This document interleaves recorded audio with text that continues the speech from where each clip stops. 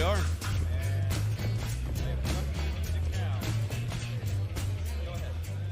Hello, ladies and gentlemen, and welcome to Game 3 of CAGBash.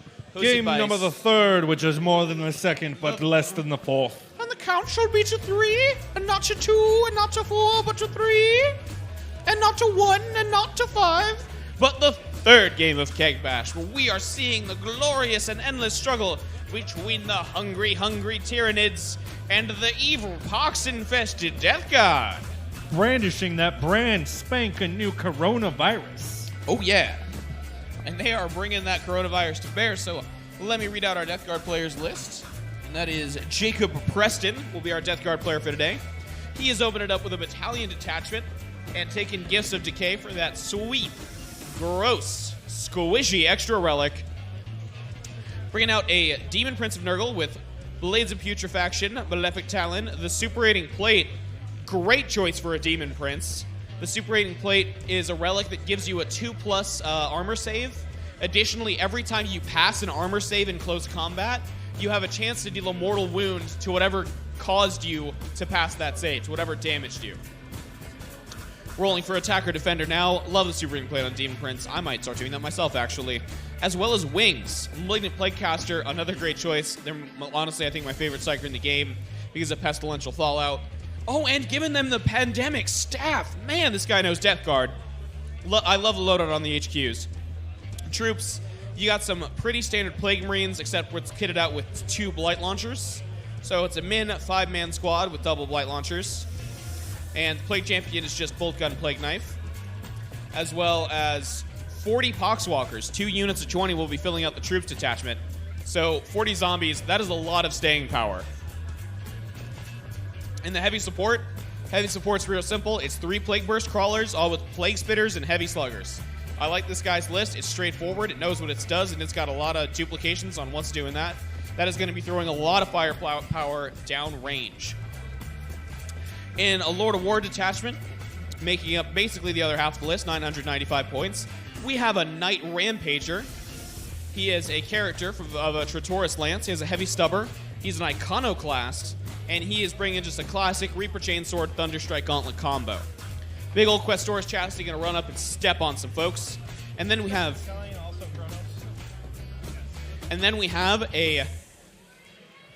we have 2 War Dogs units. One is both of the double autocannon variety, and one is Thermal Spear and Reaper Chaincleaver. So a total of 4 Armor equivalents called War Dogs for Chaos.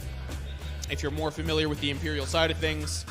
2 equivalent of Helverins, 2 equivalent of Warglaives, 2 Shooty Duties, 2 Runny Stabbies with the Meltas. This is a really solid list. I'm seeing some really strong choices here. It's got a lot of upfront and in your face. It's got a lot of long-range support, and I can't wait to see how the Tyranids respond to it. All right. Right? I'm excited about it. I like this guy. You got a good list. I like it. I like the zombies. No one brings zombies. He brought 40 of them. I'm excited. Okay. So that takes care of that. It was Gavin. Yes. All right. So we got Gavin over here running the Great Devourer. Now, luckily, he has the High Fleet, of which has experience dealing with chaos nonsense, as he is running High Fleet Kronos. Ooh, nice. Do you see he has Nurgle dice? I like that. Ah, yes. The dice that many people have much chagrin against being used. Yes, although he has other dice and might not use the Nurgle dice, but I literally have not been able to find them.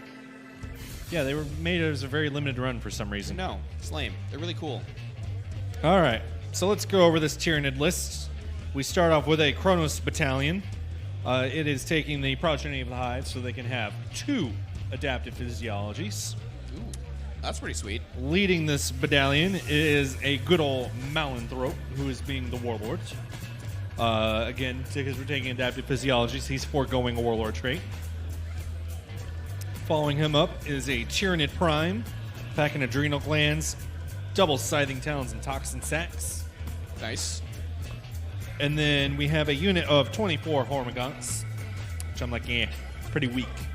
But I really like what he did for the other 2 troop choices here, because he has 2 broods of 9 warriors. Oh, so he brought 18 freaking warriors? Technically 19, because there's a prime. Dude, nice!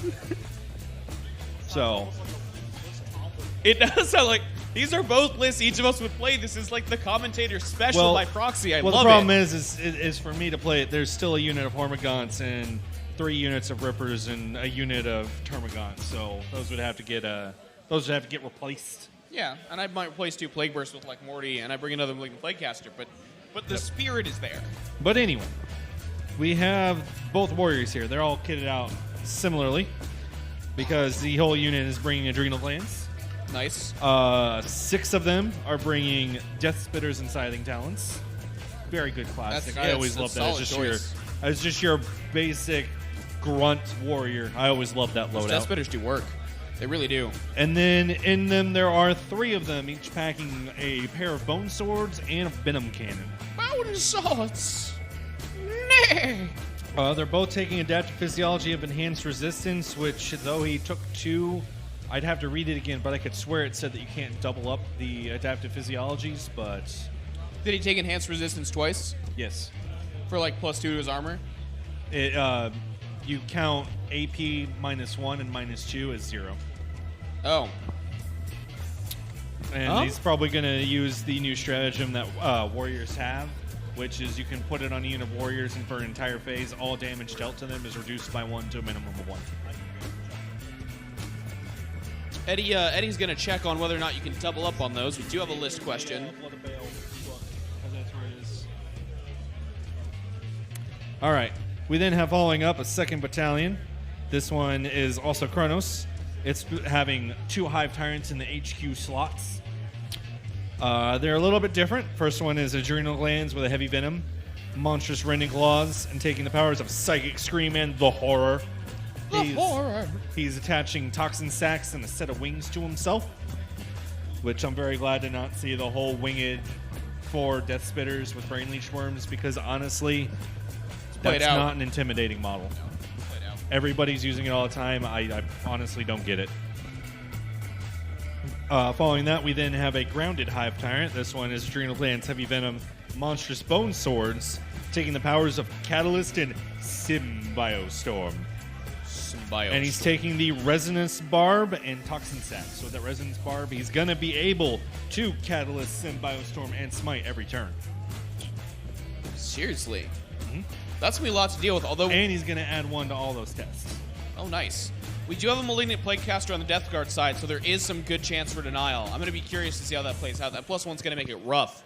Mm-hmm. In those troop slots, we then have 3 units of 3 bases of Rippers. And then a unit of 30 Termagants, all packing Flesh Boars. The anti-terms. In the Elite slot, we have 6 Hive Guard with Impaler Cannons, which, though an extremely solid model, lately I've actually been taking a liking to Shock Cannons. Oh, yeah? It's just a very different approach that I don't think people are willing to try. And then in the heavy support, we have double Exocrine action. Double Exocrine. That's not bad. Mm-hmm. It's definitely a Chronos list. Yeah. That is very Chronosy. So, I really like the Deathguard list. I would assume you really like the Tyranid list. Tyranid list is going to be much more interesting. It's not doing all the stuff that I see all the tournament guys doing, where every time I look at it, I'm just like, why? Yeah. Why is this? This is a list that's interesting, and I think it's going to pull out some surprises, maybe. Oh, it definitely could do. What are your predictions? It's a toughie. I'm not saying it's not. This is a really tough one. This is a really tough one to know what these armies are going to do to each other. Eddie, we're so excited about this game. I don't think there's anything in the books that says you take the same one twice. Is there anything that says it stacks? We are going over the adaptive physiology rule to make sure that double stacking on that rule is all right for the warriors. Again, that was, enhanced resistance? Okay, you can do it.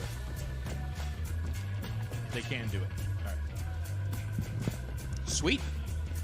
Learned something new about Tyranids. No, it hasn't. It very well could have been somebody taking a preview and misreporting what it said, and I just confused and cloud of trying to digest all the information, taking it from everywhere. Yeah.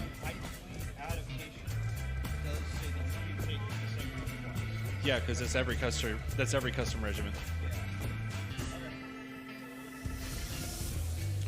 All right. I'm pretty sure it's a misreported preview because that never happens on the internet. No, never. Goodness. The Knights are going to be real good against... Warriors have 3 wounds, right? 3 wounds apiece. Okay. Those autocannons, although without the AP, those autocannons are going to have a tough time getting through them. In addition to the fact if he's going to take a bunch of autocannons and focus them down on the Warriors, you could always just pop a 1 command point stratagem to reduce that damage by another 1. Oh, man.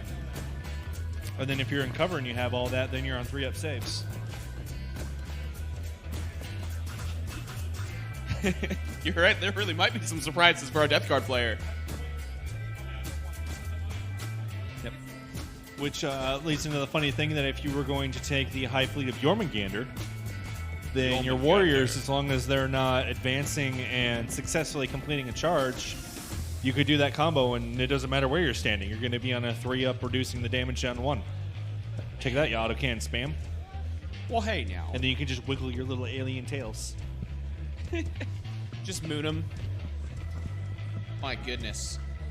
Well, it's a little hard to moon, seeing as how Tyranids do not have any anuses. That being said, the Deathguard have some good anti-horde options. They have some good heavy hitter options. They have some good stay back and sit an objective options. It's gonna be an interesting game. Poxwalkers can shoot through hordes. They're infantry. They'll rise as Poxwalkers. I don't know. Even the Plague Burst Crawlers are good anti-horde, and they can throw some big stuff down on the heavier. We have to remember the prime source of this list. It's just like when I run my Tyranids that's exclusively 40 millimeter bases and larger. Yeah. You're not a horde army. All the anti-horde stuff actually is in a really weird spot because most anti-hordes dealing with 3-wound models, it's surprisingly how awkward it is for them. It is. Yeah, this is going to be tough, although I will tell you, I'm so excited to see this fight. This is such a good matchup. I'm going to be very curious to see if we're going to see more of the Blood of Ball stratagems being used, because I have a feeling this game could turn into a perfect case example to use the new Tyranid stratagem where you can take one of your Psychers, and he knows all of the friendly psychic Tyranid powers that are presently on the table for that psychic base. Yep.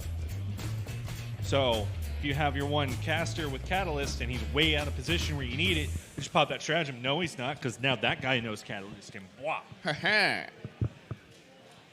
Evil space bug laughter.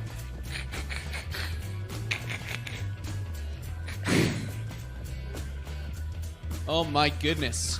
All right, we're seeing the Poxwalkers get deployed down around the objective. Not a shocker there. No, not at all. No, I'm still trying to predict. I mean, we got some big run-up Knights. I'm going to be honest, I almost feel like these are 2 lists where I'm going to have to see how the first turn plays out before I have a good prediction here. Yeah, we can always make bad, meaningless predictions, and that's sort of our bread and butter. I think honestly, the Deathguard is going to have a stronger early game. They have a lot going on that can run up and start killing big things. But the Tyranids have such a great response to that. I think the mid-game, it's going to be... he's brought some actual shooting, and Kronos is the High Fleet that's about shooting. Yeah, but I think the mid-game is going to be a struggle for both parties. Whoever shows real dominance in the mid-game, I want to say turn 3 is going to be the critical turn. Whoever comes out ahead on that one. I think I could agree with that. Turn 3 is going to be where the true tipping carnage is going to be. Yeah. We're going to have stuff happen turn 1. We're going to have stuff happen turn 2. But it's going to be turn 3. That's going to be the critical. Yeah. That's going to be the critical apex point. Man, that is a pretty night. I mean, it's just all white. It's got the kind of classic Deathguard feel going on. Very chaos focused. I think that's just a gorgeous model. It just goes to show that your paint jobs don't always have to be all these complex things. We're using 10 billion colors and 50 different airbrush techniques and stencils and everything. Sometimes a simple paint job works good. It definitely can. It can definitely be very strong. But, I mean, if you want to go through and you want to make your army look as good as you can possibly make it and spend as much time as you need to make that happen, more power to you. I will love and appreciate looking at your army. All right, we're seeing the Plague Burst Crawlers taking that backfield. Not a huge shocker there. The Deathguard deploy. They deploy in a relatively standard fashion, so this back and forth deployment method, I don't think it's going to be as too bad. He's doing something very smart here, which is splitting up his vehicles. So the counter deployment move is going to be a little more complicated. I think that was very smart. I know where I'd put the third one. I think I'd aim actually more for the center and then strafe it left in the first 2 turns, where I would be putting that right now. Would be my thinking. Oh, there we go. Well, you have to bear in mind that the line of sight, one of the main things to deal with a Plague Burst Crawler from personal experience is Impaler Cannon Hive Guard. And if you're in 36 inches, it doesn't matter. They're going to shoot you. Yeah, it's true. But honestly, the side weapons and the front weapons, although I think he took minimum point loadout for them, do tend to be more important on Plague Burst Crawlers. I'll put the Death card upstairs in cover. That's interesting. I would not have expected that move. I'm curious what he's waiting for there. Probably was waiting to get his Psyker into range. Oh, he's dropping some down. Yeah, definitely trying to protect that Psyker. Just use them as a bodyguard unit. And honestly, Plague Marine's make an amazing bodyguard unit. Oh, just going to the center using zombies. Ah, well. All right. We still... I do very much like the giant tentacular man. It's a good boy.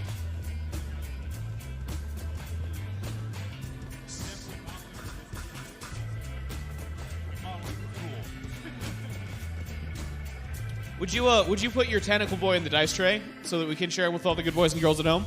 See if they can see all the tentacles. There's the conversion that caught my eye. That's the Malanthrope for today. Looks super cool.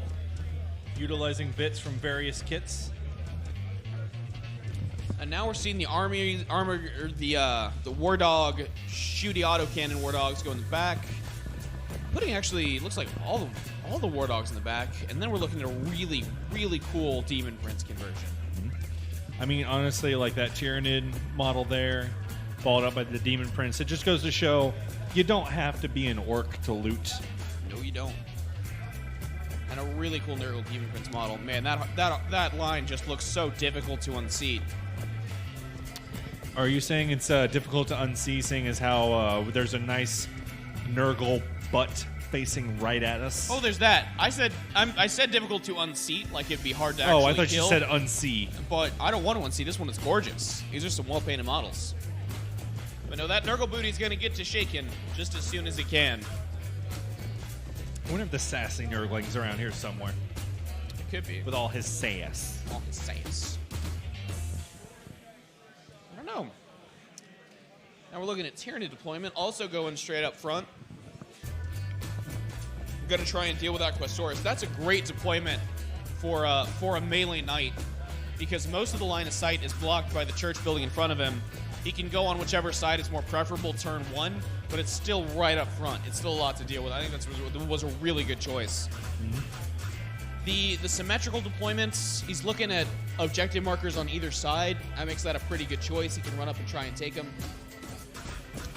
It looks like, I'm not sure if we're actually going to see that bloody of a midfield. If Nurgle gets to go first, if the tumor that is every Nurgle army gets to start growing before the Tyranids have a chance to cut it back, I think Nurgle's going to take and hold the midfield pretty thoroughly. But the Tyranids they got a lot. They have a lot coming down range. Now, to be fair, if they are just growing a gigantic tumor, that's just more biomass for the Tyranids. They're fine with tumor stuff. They'll eat it. It's all biomass. Not if it's growing in them. Because it's a warp cancer. Killing their biomass. They would probably end up digesting it. Even from Nurgle, virus warfare has not proved to be very effective on the Tyranids. Yeah, I can see that. It can sometimes do things in the short term, but the long term, it never works. Nurgly, burgly, mergly. That's why Krypton Burgle got nerds. kicked out of the Inquisition, because he stopped virus bombing the Tyranids, because, it didn't work. So he started virus bombing Imperial worlds that they were about to go to, so there wasn't anything there to eat. And then the Inquisition got mad at him. I wonder why.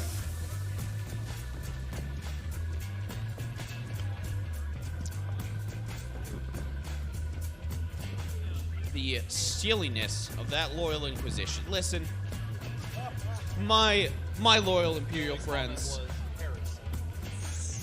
My loyal Imperial friends, if you see an Inquisitor, I want you to throw eggs at them. He or she is just a silly fob, and antagonizing them will come to nothing. Jack, You when did can you get a trust me. tattoo of a red dot on your head? Oh. Nah, they won't do it.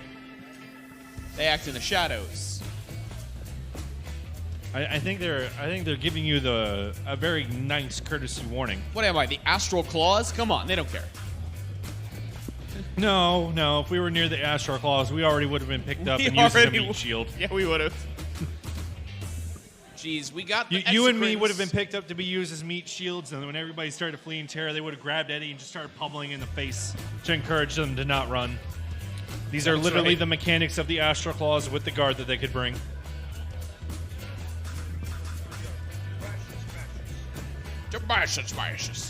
All right, Sir Tentacles, also at the tip of the spear. If you guys don't know where the Tyranid deployment is, just look at where the models are. That's where it is. I believe that would hold true. Man, we are really, I mean, if you look at it, Poxwalker's doing the same thing. It's spear point to spear point. We have made two pretty perfect triangles.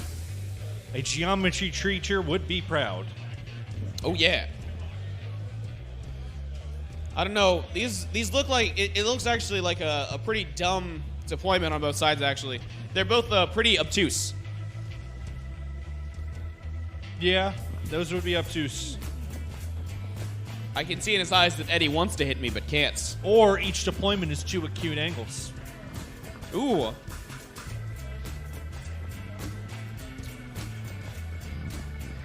But I don't neither of them appear to be right.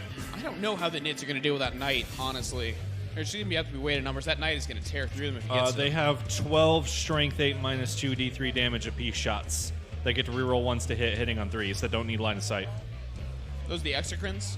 No, those are the Hive Guard. And then on Hive top Guard. of that, you have the Exocrines, which are pumping out 12 strength 7 minus 3 2 damage a pops plasmas. And Smite. Yeah. Smite's probably the way to do it. Still, it's going to be an interesting game here, folks.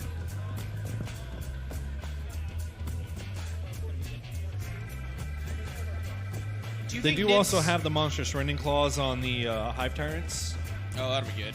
with toxin sacks. So whenever he's rolling and he gets the super rend to go through the armor, it's going to be, I want to say 4 damage flat. Because monstrous rending claws become 3 damage when you roll a 6 to wound, and toxin sacks is add 1 to damage on a 6 to wound. Yep. If you were a Tyrandid, what sort of sauce would you put on people? Well, it depends. Which breed of Tyranid are we being in this hypothetical? Kronos Warrior. Then it wouldn't matter because they don't actually eat. One of the eating ones. Yep. Because see, that's the very common misconception with Tyranids is everybody always likes to say that they're always eating, but actually the Moloch, the Haruspecs, the Pyrovores, and the Dimakaran are the only Tyranids that in the middle of a battle actually eat things. All the rest of the Tyranids are actually supposed to just kill it as the Hive Fleet converts the planet into a gigantic stomach that then digests everything and uses the capillaries to send it all back up to the Hive ships. Gross. So it's much more of your battlefield is actually supposed to be the stomach. Superbugs. That's why I said earlier, Tyranids don't actually have butts. Because since they're not eating anything, they don't need to excrete any waste.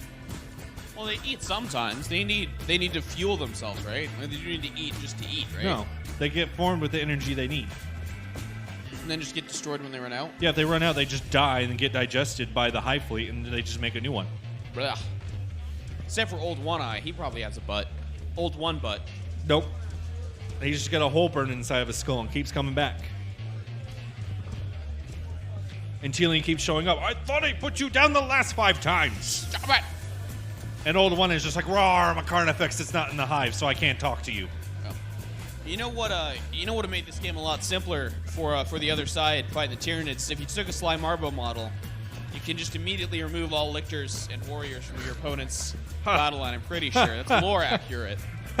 You thinking Sly Marbo's not already here? What? Why else do you think there aren't any lictors on this table? Oh, shoot, you're right. I did see he had gotten 500 extra points to pay for lictors, and then one tournament player brought Slambo. Marbo didn't even let him enter the building. Thanks, Marbo. The guy was sitting there packing up, like, oh, I'm going to bring lictors and be weird. Put him in his box, like, where'd they go? They're gone. And then he heard the silent, gentle screaming of, "Oh!" from a very angry Catachan flying through the air. Cat can. He can beat you to death with his own scream. All right. Deployment's finished up. All right, reviewing the list, seeing what they're having to tangle with.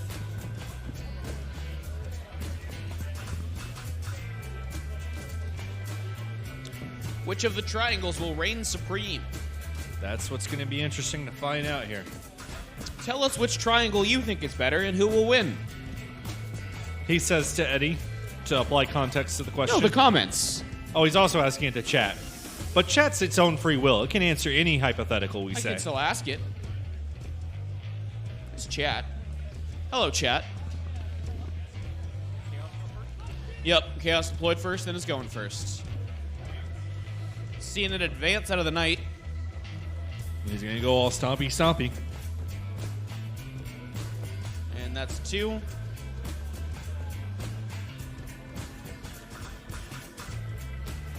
Should have brought some of that mask so he could run even further. Wow. You were just full of B-Tech references today. Is there anything wrong with that? I think he's wearing a mask. I mean, if you bring all of the full rule books to play it, it's a game of 1,200 pages of rules. Seriously?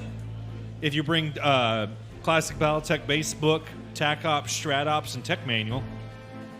Now, granted, in any given game, you are never going to use all 1,200 of those pages, but you have 1,200 pages there. Goodness.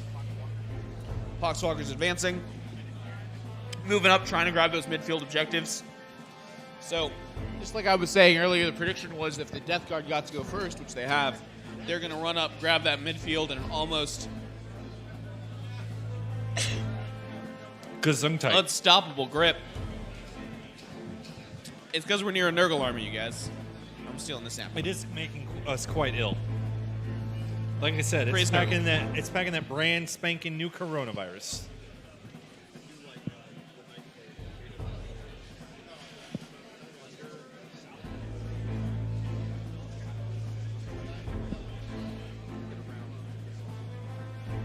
Yep. Yeah, just like we were talking about with that deployment, the Knight did have his choice of which flank he wanted to attack. And he is making his way downtown. Walking fast, Chapel's pass, and he's nid bounds. No.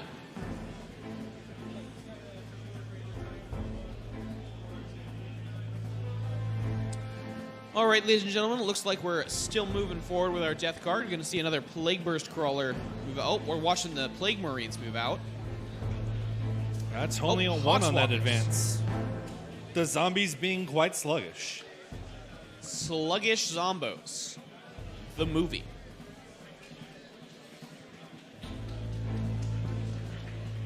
Well, as will the Death Guard player continue through with his movement. I don't know. Sincerely, once again, we're playing with 2 really well-painted armies, as I've been talking about. And we do just want to thank you guys again for coming out to watch some glorious wargaming with us. It's definitely seeming like the Death Guard are drumming up some of their old Heresy era tactics of just constantly slowly advancing towards you. Yep. Well, and that's the way I believe a Death Guard army should be played. It should be like a slowly growing tumor, wave after wave that you have to deal with until finally you're just completely overcome. Mm-hmm. Now, Tyranids, even lists like this, don't play in an especially dissimilar way, so it's going to be interesting to see how they interact with each other.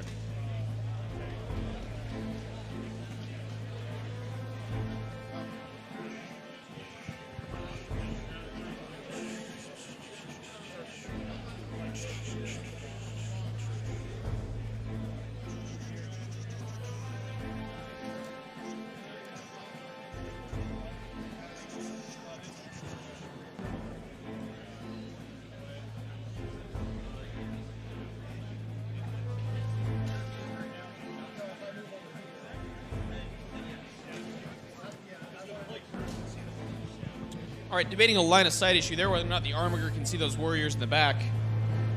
It looks like, based on the early movements we're seeing, got a pretty even spread of shooting going to one flank and Stabby Boys going to another. Poxwalkers didn't quite take the entire midfield. What are those little Griblies at the front of the Tyranid lines? Those would be the Termagants. Termagants, how do they fare against Poxwalkers? They have the 3 shots apiece, right? The assault? No, it's only one. Which gave them the standard 0-point Yeah. shooter. So just anti-assault chaff. They're Very there useful. for chaff that can do some shooting. Yeah.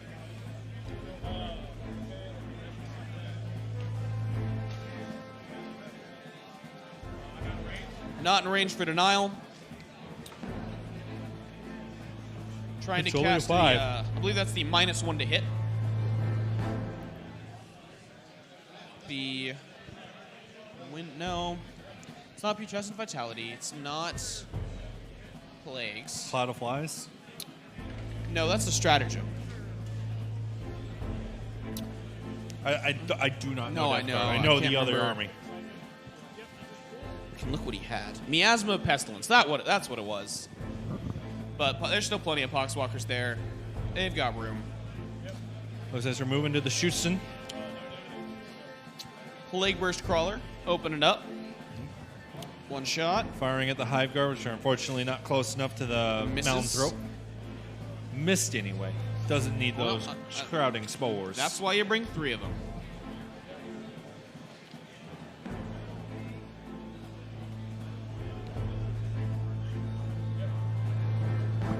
Number of shots, that's 5 shots. Doing a lot better there. More of these plaguey mortars going in the same spot. In sickness and in sickness, to have and to cough with, for as long as you both shall worship Nurgle. Tyranids clearly have taken their immunizations today. Oh, As yeah. the mortars are failing to do anything. Remember, parents, this is why it's so important to vaccinate your horrors from beyond the stars. And your children. Vaccinate your children. Yeah, also do that. If you have a contrary opinion, I do not care about your rebuttal. No. Vaccinate your children. You don't have a rebuttal. Have fun.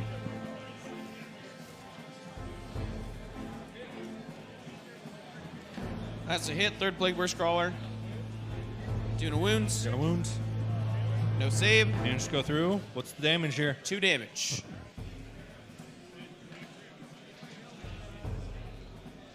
All right.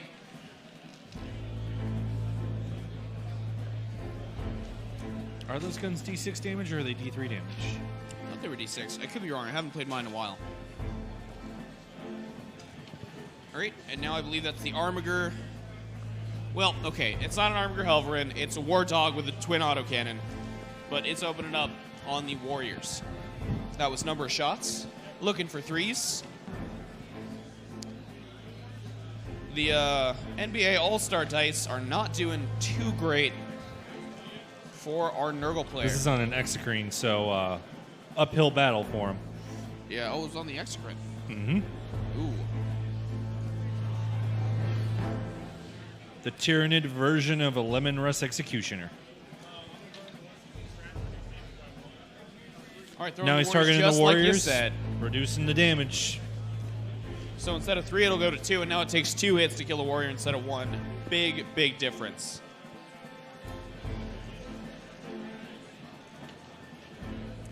Open it up. Good amount. Really good amount. Jack, I thought we established that the War Dog's autocannons were only 2 damage. No, that was the suppressor autocannons. The War Dogs are 3. Are the War Dogs 3? Yes.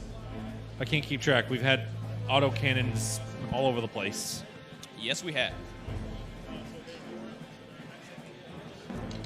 Right, they're 4s. Wow, it's good saves. So that's 1 warrior dead thanks to that strat. Tyranid player using this to full effect. That's a warrior. Just going to show that I don't think it's a correct opinion to say that Blood of Bale did nothing for Tyranids. Yeah, that's wrong.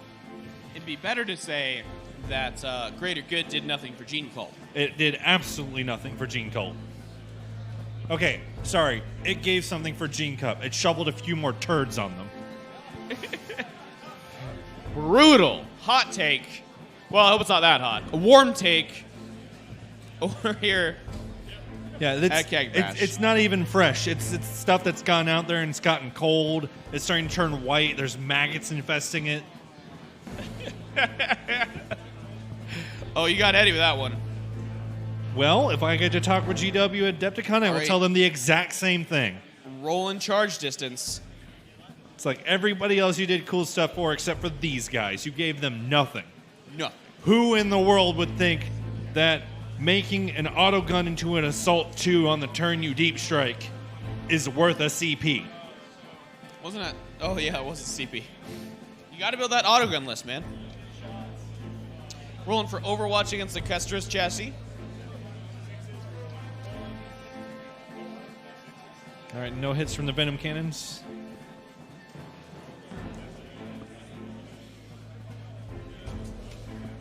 Now the swarm of Death Spitters.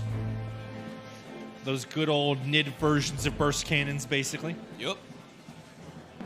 Nid cannons. Well, at least that's always what I used to call them since they were 18-inch range. But now this time they have a few more differences from burst cannons, so I Yeah. guess it doesn't hold up as well. A lot of Overwatch seeing, I think, one hit, but a lot of ones to reroll. Is that good old Kronosness? See conversion. Oh, 3 hits. It's got 3 of them there, strength 5. No wounds. Didn't hurt it.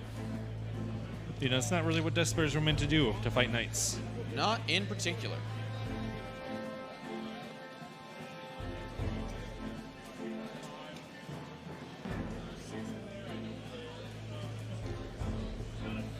All right. A few shots from those No help from cans. Overwatch. Now the knight comes stomping in. Stimpity stoompa stomping. Yeah, having to deal with that knight in the front lines, that is going to really blunt the assault and make the midfield even harder to take for the Nids. That's a 9-inch charge. I think that's going to do it.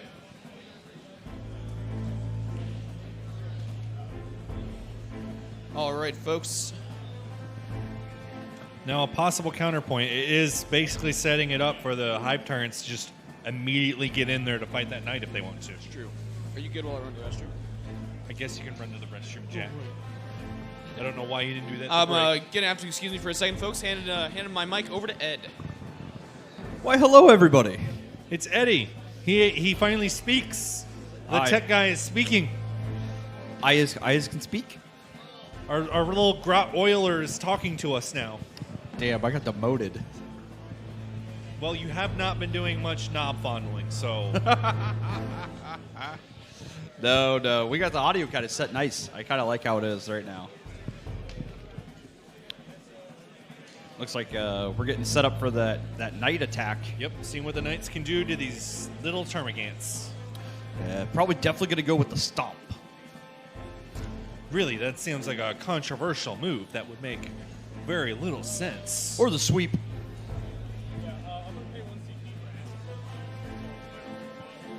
Ooh, that's a stratagem we don't see too much. Popping out acid blood. So every single Gant that dies is a d6 roll, and a 6 they do a mortal wound. As they just that's- all xenomorph acid blood all over that knight. Not going to lie, that's actually it's a really solid choice. I mean, I'm glad that 40K can respect that as opposed to when I watched the fatalities of the xenomorph in the new Mortal Kombat game, and apparently everybody forgot about the fact that xenomorphs have acidic blood. Yeah, no, I think that's... I mean, you have guys just... Not the demon people in Mortal Kombat, normal people just bare-handing inside of a xenomorph to grab its heart and not being hurt by it at all. So we got the roll. It's kind of off screen just because it's a... Go ahead, just keep going. Since there's so many dice here. Get a total number of hits here.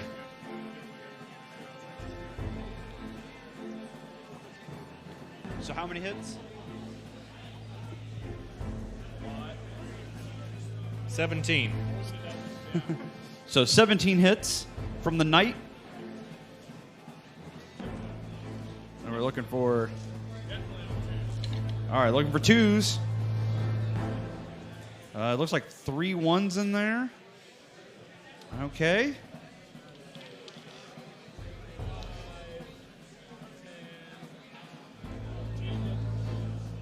$14, so they actually doesn't quite kill half the squad. Nope. Not exactly half.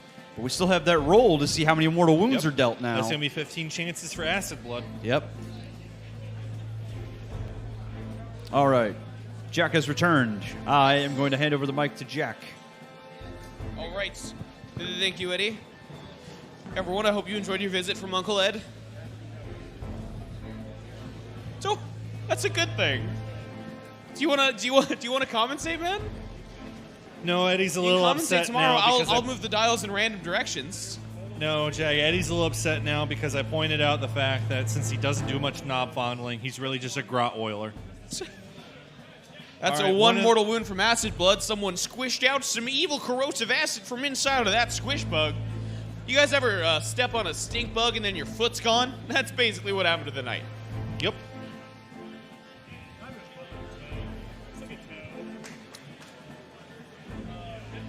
Now it's time for Jack's life experience fun fact science corner. Hand grenades are not insects, and you shouldn't step on them for fun. This has been Jack's fun fact life experience science corner. We can also give some life lesson advice that we were given to from one of our locals, Chris Duncan. If you're ever in an active combat zone that has recently been bombed or artillery shelled, if you see a strange metallic object, especially if it has like some spikes on it, don't just start kicking it. Yeah. In fact, if you see a strange metallic object, just don't kick it. Stop kicking stuff. It's fine. The Hormigon's trying to shake the knight. Termagants.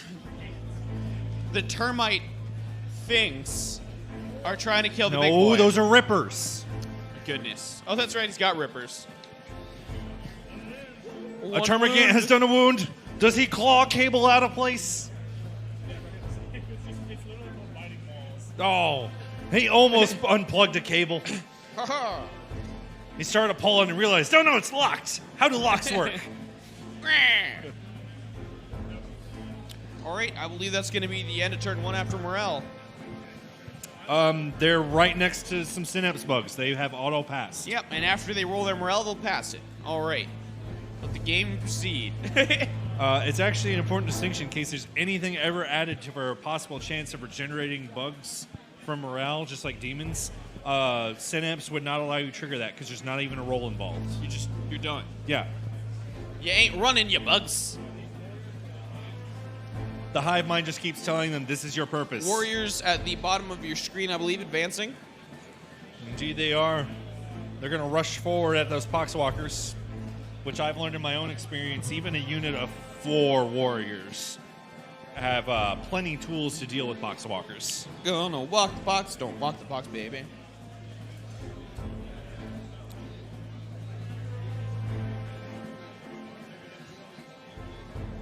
Which is that Peacock? Here's two.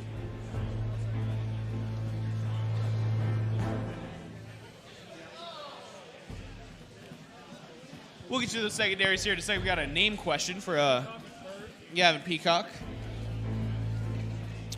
All right, so Jacob, our Deathguard player for secondaries, has chosen Recon, Engineer, and Reaper. Suddenly, the placement of those Poxwalkers and Deathguard units makes a lot more sense. And High Fleet Kronos, being led by Gavin, has chosen the secondaries of Recon, Big Game Hunter, and Behind Enemy Lines. Oh, yes. I love it when both sides take Recon, because that makes the midfield so bloody. In this case, the blood's going to be a healthy mix of green and purple and other gross stuff. And a lot of mucus. I mean a lot A of mucus. lot of mucus from both sides. Everyone's maw is dripping on this battlefield. What do you think of the Tyranid tactics for this so far? I mean, do you like the triangle deployment? Do you like what he's doing? I mean, you know a lot more about Tyranid tactics It than really I would. held I really up. like the deployment. It really held up that night. Especially because even when he made it to the Gant line, that's all he got to fight was Gants. Nothing Yeah. else. Just Gants. It's like, okay, the Gant stopped a big charge. They have literally done their job now. Yup. Everything else, the rest of this game is a bonus. All right, moving away now. It's interesting. I'm gonna be very interested to see if the Malanthrope's special brain-eating ability is gonna get triggered off in this game, because I love the thematics of it. What is it? So the Malanthrope has a special rule that if an enemy model dies within an inch of it, it doesn't have to be the one to kill it. It just has to be an inch of it and die. He will latch out with his Cthulhu tentacly face and mind flare out the brain, eat it, download the tactics of the army that he's fighting, and then all the faction keywords that model has. The entire Tyranid High Fleet then gets to reroll ones to hit on shooting and melee against things with those faction keywords. That's so cool. That's so fluffy. I didn't know that worked. That's really cool. Brain eating. Why can everything in this universe eat brains to learn about things? Because Space Marines can do it, folks. If you need to cram for a test and you're a Space Marine, just eat a different Space Marine. Then after the test, you got to go Renegade, and that's a little lame.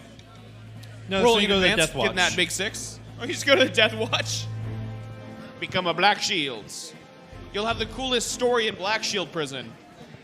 Oh, what's that? You failed your chapter? I ate my friend's brain.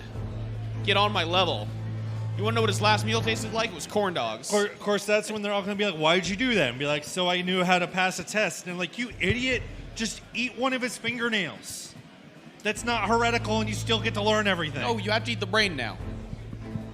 It's got to be brain matter.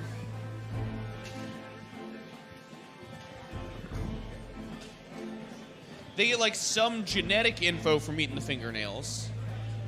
But for the deep stuff, for like 1 + 7 = 6, good stuff like that, you need the brain. That's why I'm so learned. Did you say 1 + 7 = 6? Nope, don't ask about it. Okay, well, I just wanted to confirm that you did get that right of 1 + 7 = 6. I mean, yeah. That's mathematics. What does plus mean? I think it's a kind of fruit. What does plus mean? That is a fruitcake. It's that invulnerable fruitcake. It's stale. Throwing a CP from our NID player. Or metabolic override.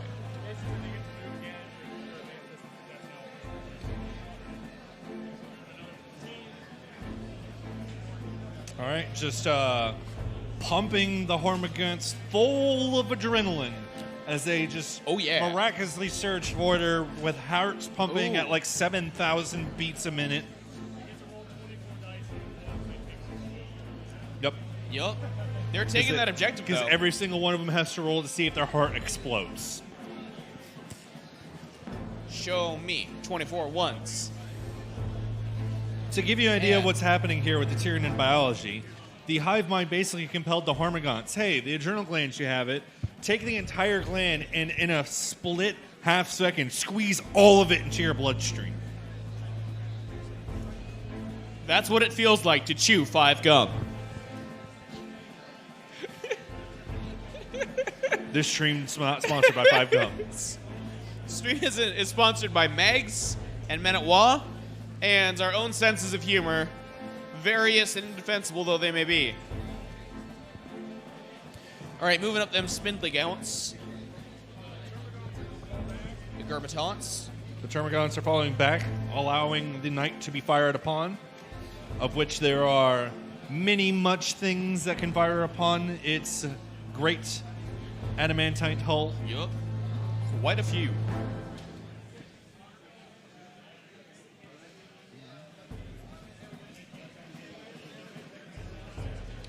Doing the very wise thing of backing up the Gants to create a wall between the Tyranids, the warriors, for the knight to do a melee, making sure, since they are 25mm bases, to not be so close that he could reach past and grab the warriors. Smart. It's a very, very subtle thing. Ooh, Sir Bones and Stab moving up the back. All right, movement phase is over. I like what the Nids have done. It seems tactically sound. I will say they're about to get a nasty surprise next turn when all those extra flamers and heavy stubbers unload on that light infantry unit and the poxwalkers come in and clean them up. But for turn 1 to deny the enemy hold more, I think it was worth it. I think it remains to be seen if that was really worth it. Were you talking about those Hormagaunts there? Yeah. That are still going to get the charge? And I'm pretty sure they have adrenaline glands, and we'll get to add one to the charge. They get a charge? I'm pretty sure they can. I'm not sure. Hey, did you roll for basically dangerous terrain for the advancing? Did any of their hearts go boom? We forgot to see about hearts exploding.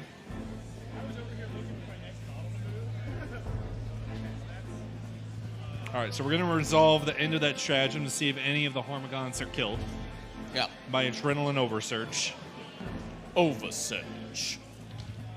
You see at least 1-1. Only one. He takes the bullet for the entire brood.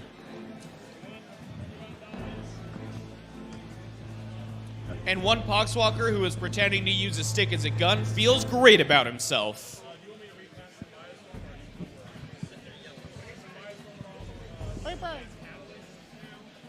Psychic Phase casting Symbiote Storm Catalyst. went off. Now we're trying to cast Catalyst. Does he have the barb? It is 6. Goes off.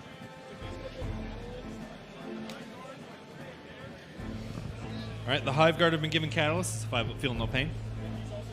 Resonance Barb allowing it to go off. Oh, casting Smite. Now Hoping to he's get going that for a Knight. good old Smite. Oh, does not. Getting a regular Smite off. All right. We're 2 mortal wounds So on the far- Knight. So far in these castings, the Resonance Barb has already paid for itself. Yup. Saved both. Hive Going for Tyrant casting Onslaught. Onslaughts. Failing it. Burning a CP going down to 8. Going to ready to roll. For 5. Still not enough. Still fails. No onslaught today. Now he's going to try Psychic Scream on the Knight. Gets it. The Knight has been psychically screamed at. Taking 3 mortal wounds. And he forgets a psychic power for the rest of the game. Really? All those psychic powers that he doesn't know. Oh, man. Now, that's actually why I personally love Psychic Scream, because it's just a different named Smite that trades off the ability to Super Smite to make Psychers forget powers. Yeah, that is pretty good. If you hit a Psyker with it. And it's not like there's any roll to challenge. It's just, did I do a wound to you? Yes? Okay, forget a power. Get it. Does the opponent get to choose or not? I'm pretty sure it is Random's random. good. Yeah, random. All right. Going into the shooting phase.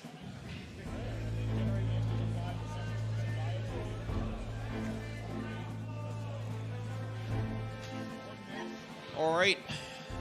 The raffle from CAGBash is getting pulled. Yep. Getting 7 extra hits off that Symbio Storm. Chronos showing that they So are really- truly the shooty Hive fleet. Really good shot.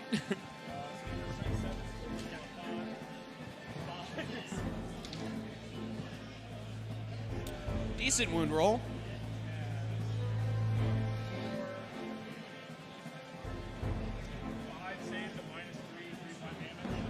Five saves at -3, 3 damage. That's what's coming to the Oh, Knight. sorry, this wasn't the Hive Guard. This is one of the Exocrines. That's my bad. That's my mistake. Texacrins. Tex-Mexicrins. No, Exocrine. You're making it sound too much like a Toxocrine. Ah. There's 6 damage to the Knight now. See, I Man. told you the Tyranids had answers for the Knight. Yeah, although he is a Deathguard Knight, and I'm not sure he should be able to use Deathguard stratagem, right? How is he Deathguard Knight? I don't think Deathguard can take Knights. Yeah, it's just a Trader Household. Fortunately, I don't think he can make it explode, but he has a good chance of letting that explode, and that would do a ton of damage to those lines.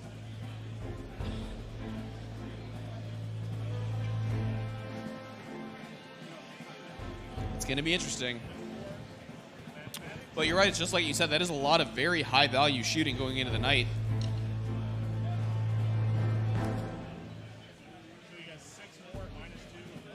All right. 6 Hive more, Guard managing -2. 6 wounds with their Impaler Cannons. They're -2s. Looking for them 5s. I don't think that's any help.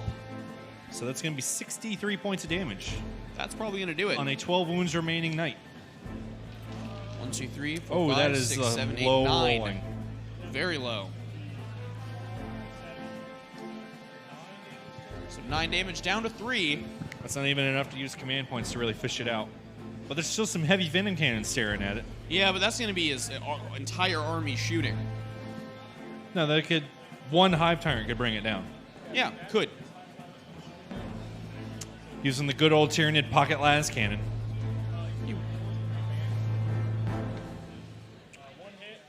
He's got a hit there. He's got a That's wound. wounds. -2, and if it goes through, it kills him. It's Goes killed through. him. All right, fair enough. Because it's 3 flat damage.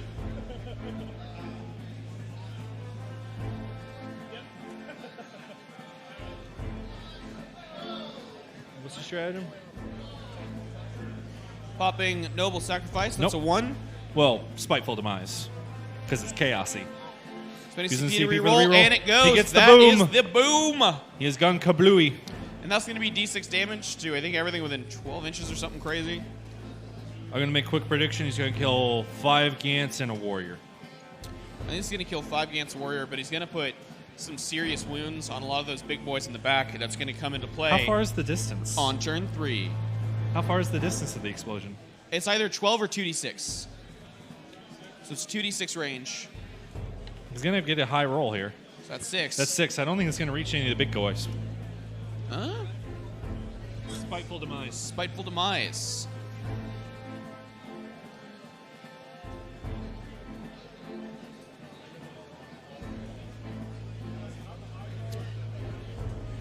So they're measuring out which units now have been affected by this admittedly extremely deadly blast.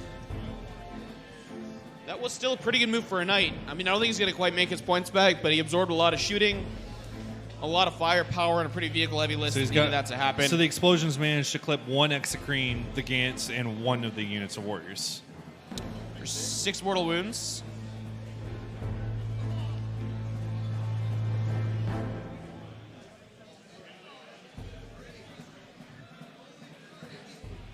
So that's 6 Gants gone. 6 Gants, not bad.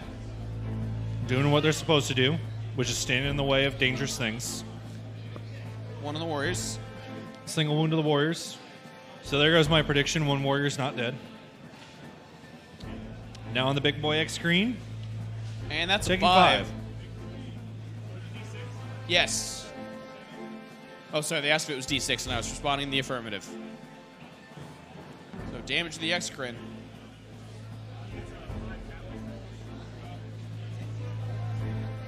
Five, feel no pains. Shrugged 3 of them, man.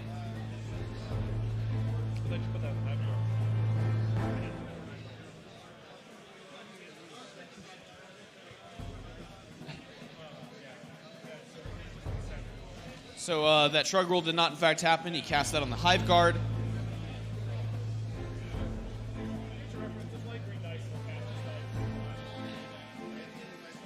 I catch myself having to do the same thing.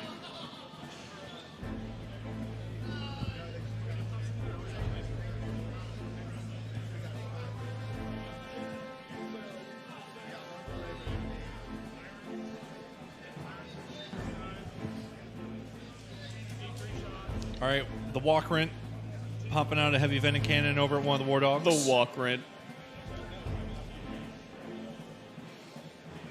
That's one of our Tyranid short names for a non-winged Hive Tyrant. What do you call a wing type tyrant? A Fly Rent. What do you call one that's in a boat? A swim rent? No, that'd be a Boat Rent. Boat 'Cause he's Rent? in the boat. Oh, and if he's swimming, he's a swim rent? Well, he doesn't swim. He just walks on the bottom of the ocean. He don't need to breathe, yo. What if he's moonwalking?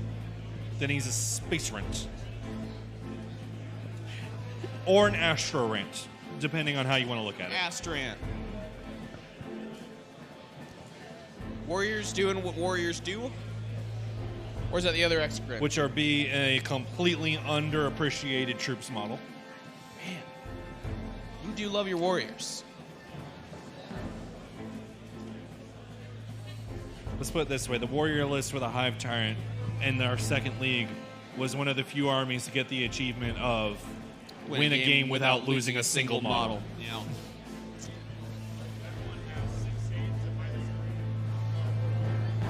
Six saves on -3 with a War Dog survive. 6 saves from an Exocrine. This could be very painful because those are each flat 2 apiece.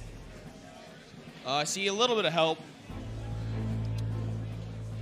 The War Dog will survive, But he's going to be losing 10 wounds. but he survived. Exocrines. They're just a solid artillery book.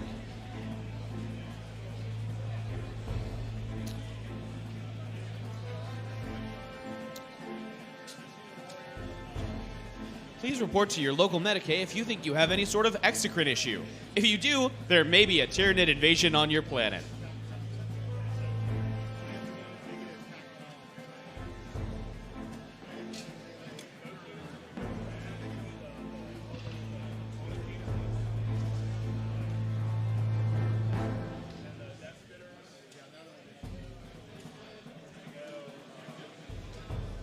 Warriors opening up on some of the heavier units, thinking about the Poxwalkers.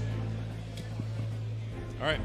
Warriors taking their shots, putting their Venom Cannons into the back autocannon War Dog, and their Death Spitters into the Poxwalkers in the middle.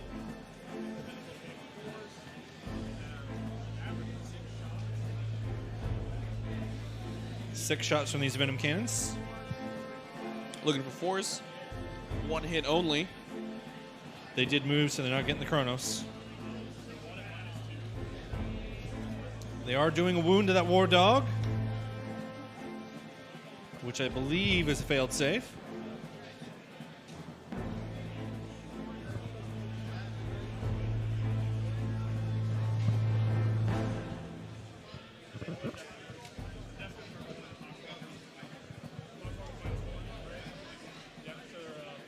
All right, Death Spitters unloading on the Poxwalkers. Trying to kill them zombie lads. Are Death Spitters one of the maggot-based weapons? They shoot slug. Like a literal slug or like a slug like a lead slug? A sharp barbed slug with a mouth. I'm still not very sure, but all right. It seems, though the zombies want to eat the Nids want to eat the zombies more.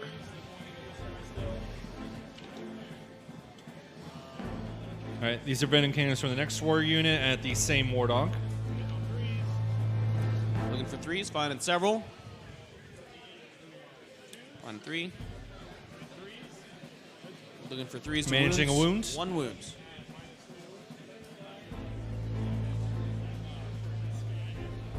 One of -2 on that rear War Dog with the autocannons. That's another fail. It's failed for 2 damage. That bottom side flank taking some punishment.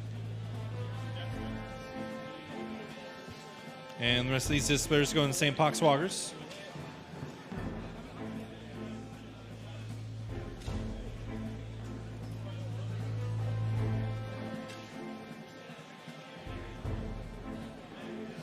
Tyranid Prime really helping them there and giving them that +1 to hit. Oh, yeah. How's the wound roll looking? 3 wounds. On the Poxwalkers. And that's 2 of them dead. Right, they That's still have a 2. 5 up disgusting. Poxy walks down. Walks a pox a hop and scotcher. Dip a dock a hops a Poxwalker. What? It's good? Works? All right, yet more chrono shooting. I was wrong. Right. I was right. Single-minded Yeah! annihilation. Deathguard taking a second shot. They're going to go into the center plate burst crawler. Could be searching for an explosion if they manage to take it out. Now, between the Questers being taken down and those War Dogs taking serious damage, that was a lot of work being done turn 1. We're rolling ones for these. They stood still, getting the Still, Chronos they are bonus. Deathguard, and the really hyper-durable units have yet to see a lot of firepower. Most of these have been trying to clear off those knights.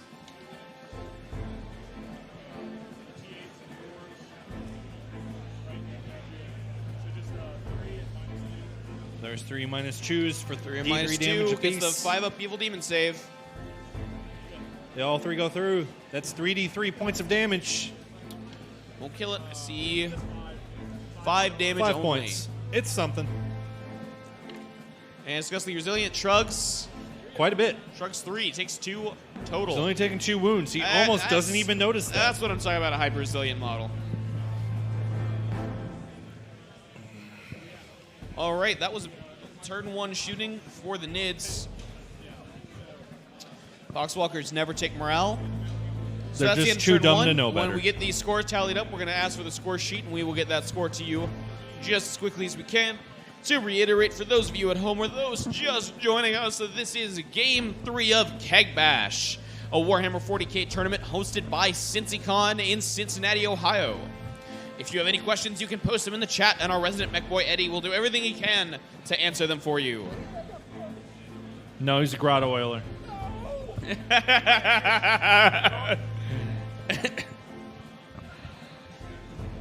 Eddie's truly a grot oiler to his wife.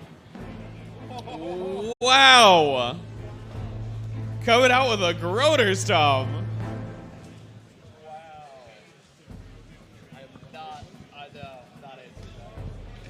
Well- he's always calling you and checking up on you and seeing what you're doing. Now we know who wears the badly ripped and smelly loincloth in that household, I guess. Or maybe not.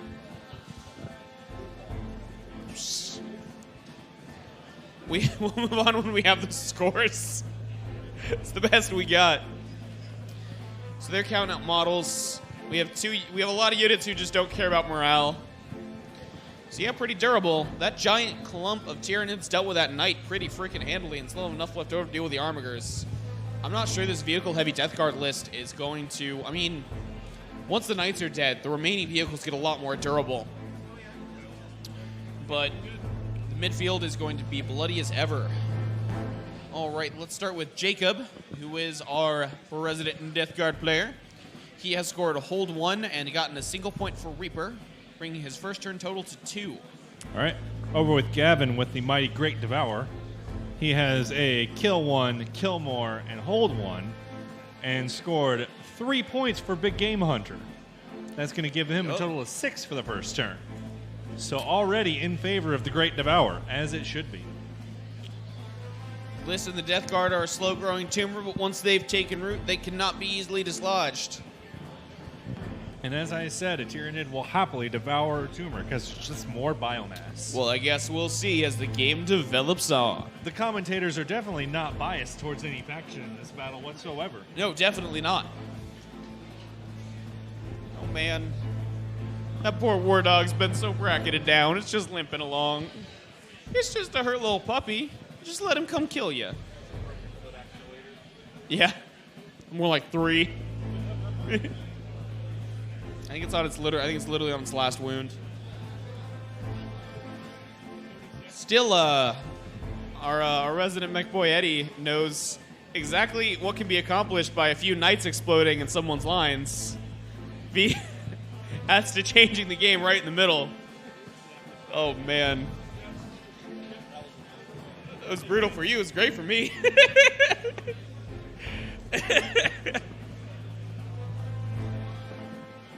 Oh, yeah, Eddie wants to tell his side of the story here.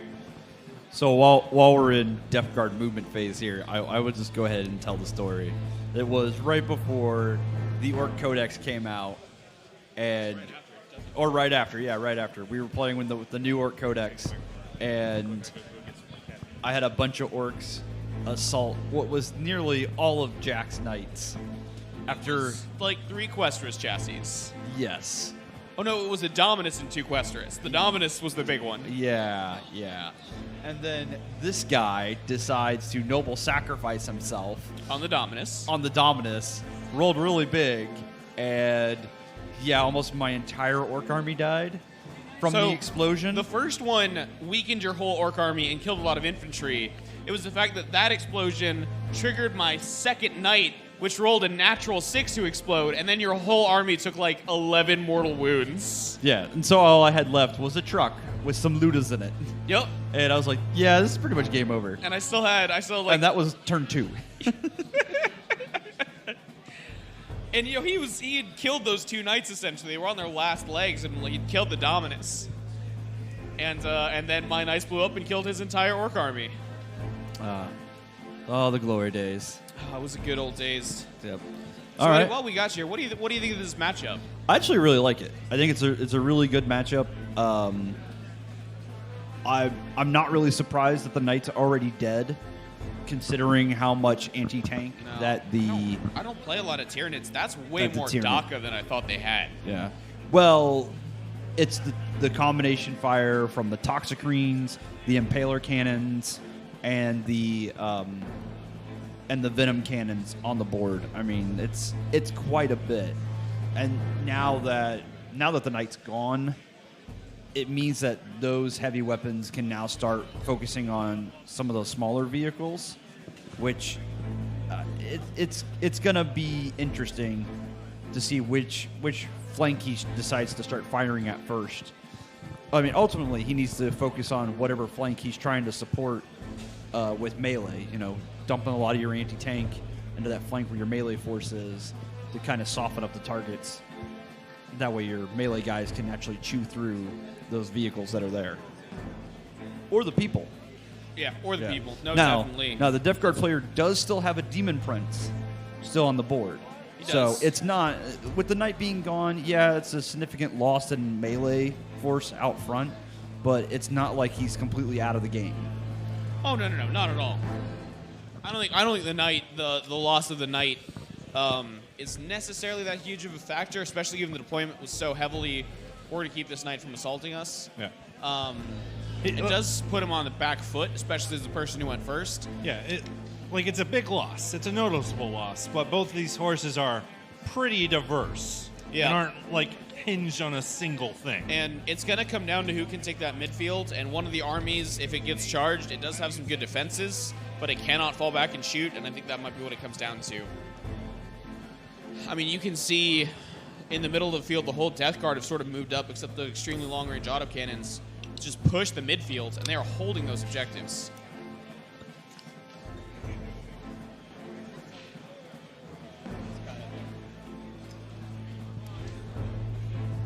Just kind of getting a good kind of lay of the field here real quick. The 3 burst crawlers are now up into the midfield section, which, I mean, while they definitely have some short-range guns, some flamers and whatnot, I don't know if I necessarily would have pushed that far forward with them this early in the game. But hey, we'll see what happens. Yeah, I don't know. It's going to be interesting. And I think we are, as we predicted, setting up for quite the dramatic turn 3. So we're going Moving into the shooting phase. Got a Plague Burst Crawler shooting some mortar at the Hive Guard. No, and those all are the this- flamers. That's all 10 this hits on the defensive Warriors. weapons going on the Warriors. Oh, yeah. Let me finish my statement, Jack. Never I was getting to that. fight me. It's looking for wounds. Believe it is a plague weapon. Rerolling those ones, getting some good conversions.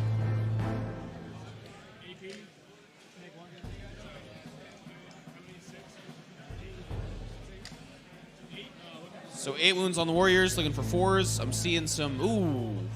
Oh.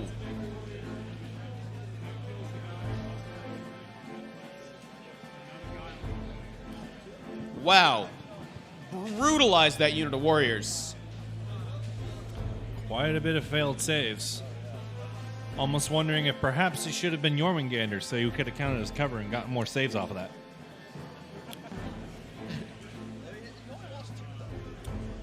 He lost lost- 2 and 1 is lost 2 and 2/3 of the way 2/3. dead. And he's still got a heavy slugger.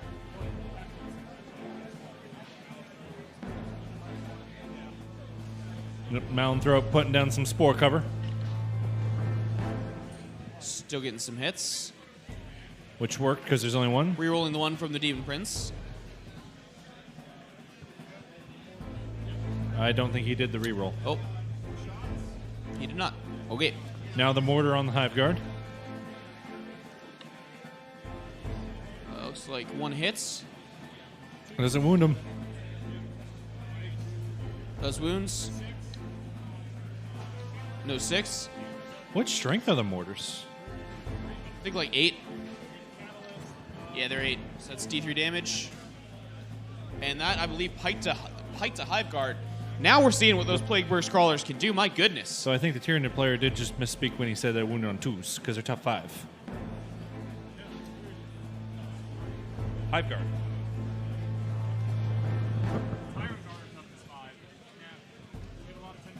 Have Have a toughness debate here.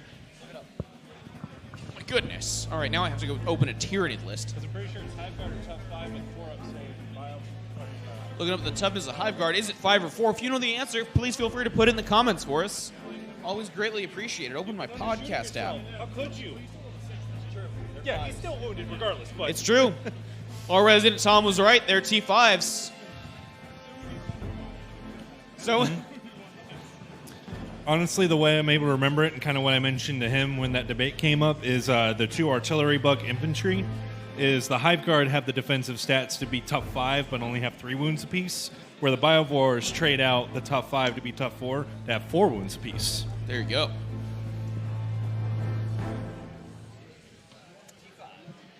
When you religiously play nothing but 40 millimeter base and above, Yeah, you you kind learn- of you figure all these stuff out. You end up finding the devilish secret of Tyranids, where your base size actually dictates your toughness. Yup, that's accurate. No worries, man. You learn something new every game. You really do. You're welcome.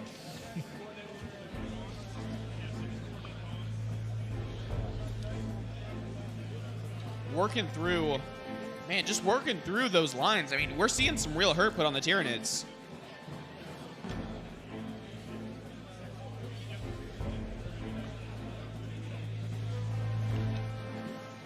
All right, this is now your top side Plagueburst Crawler shooting its defensive armaments into the Hormagaunts.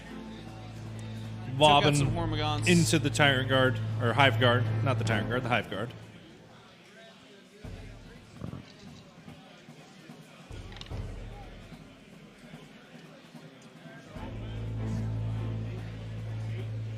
All wounds on the Hormagaunts. Mm-hmm. I'm betraying my ignorance of Tyranids now. Hormagaunts are the ones that will never stay upright because they're leaping forward on their tiny, tiny bases. Yeah. And the Termagants are the ones that are slightly better at it because they're all crunched up with their guns. Well, I think that's 8 Hormagaunts down, and now he's throwing the Slugger at it. Oh, yeah, the thing's dying droves. Yeah. It's like 3 hits from the Slugger. 2 wounds. We're not sure if a heavy slugger is AP -1 or AP -0. It's a weird weapon. So that Plague Burst killed 10 of those, which is pretty good if they want to get him off that objective, which I'm sure they do.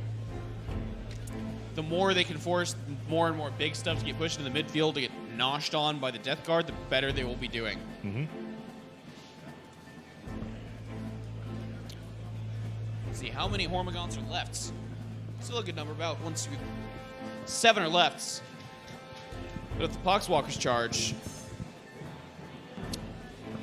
then there were fewer. There were indeed fewer. Thermal Spear and Stubber going into the Warriors.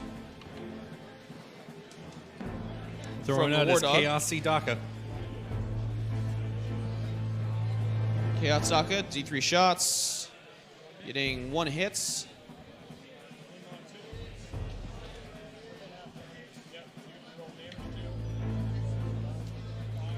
So that's 5 damage, just goes through. It's going to kill that wounded warrior. Just very, very much kill it. I personally might have started with a heavy stubber there, but it's any way you want to play. Nothing from the heavy stubber, though. So, doesn't much matter. All right, that warrior unit's getting whittled down slowly but surely. Midfield's looking very Deathguard.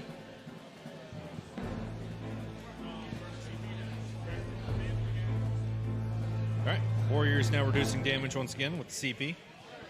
Using that good old blood That's ball. 10 shots. They are under the Shrouding Spore effect of the Malanthrope, though. True.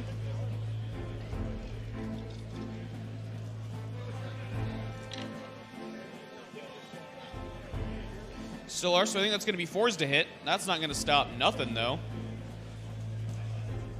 Oh, it was -1 to hit, yes? Yes. Then I don't believe that 3 hit. No worries, that was like 1, man. You rolled great. Like, jeez. And then So that's going to be 6 wounds. 6 wounds at AP minus. They're really resilient and don't care. Mm-hmm. He'll 3 of them. So that's, I think, another dead warrior, and one's down to 1 again.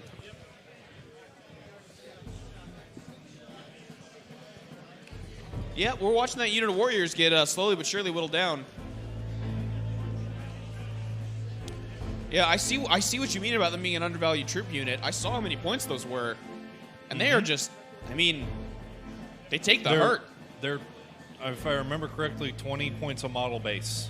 That's not bad. It's not bad for 3 wounds, T4. 4-up save, synapse creature, 3 attacks each. Yeah, the fact that they're synapse especially. Weapon skill 3, ballistic skill 4. So hitting on 3s.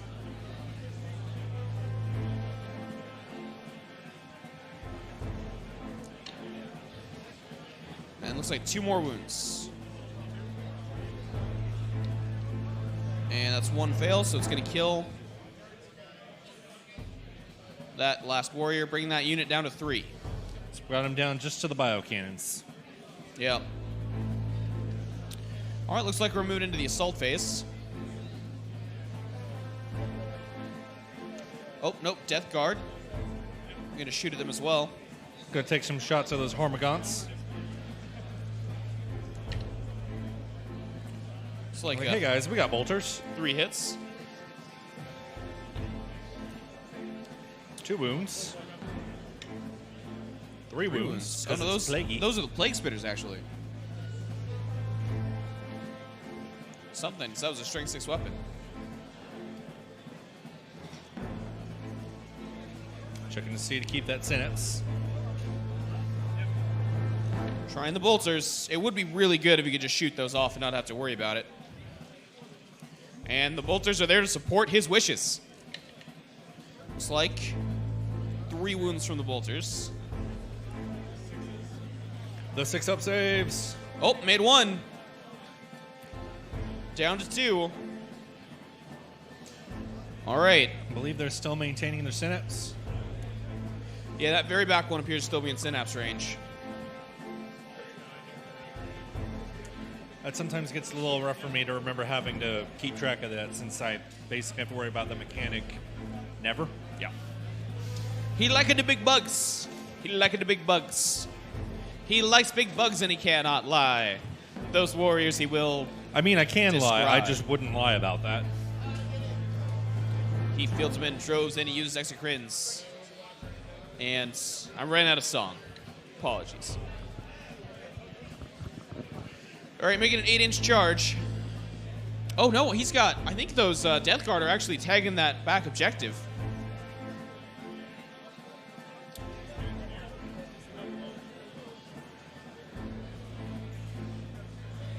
He's trying to get double-up engineers, although engineers can't claim engineers the turn they attack. If they attack that turn, they can't claim engineers. Correct. No. However, he can kill you in the face.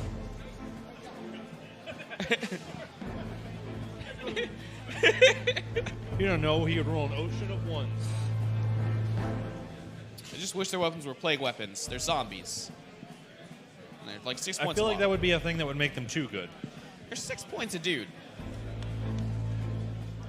They're 6 points a dude with 7 plus. Like they have DR, which is supposed to be like 3 points of that, but they're very bad. They move 4 inches a turn. They can't charge. They got nothing special about them. They could use it. They could use reroll 1s to wounds. They have a 0 APR, but it's fine.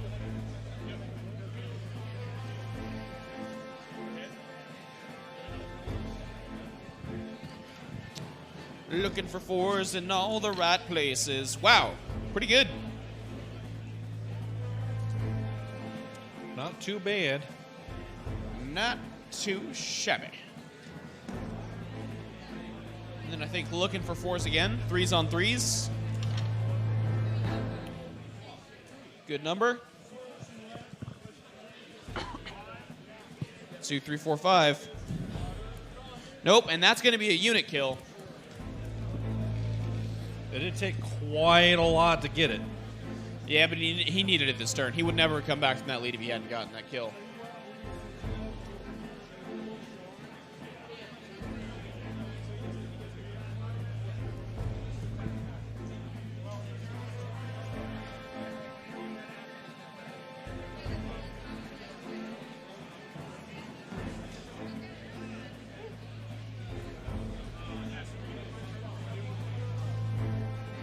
All right. Starting at the turn, doing some rapid regeneration on the X screen that took the damage from that night explosion. Getting 3 wounds back. Oof.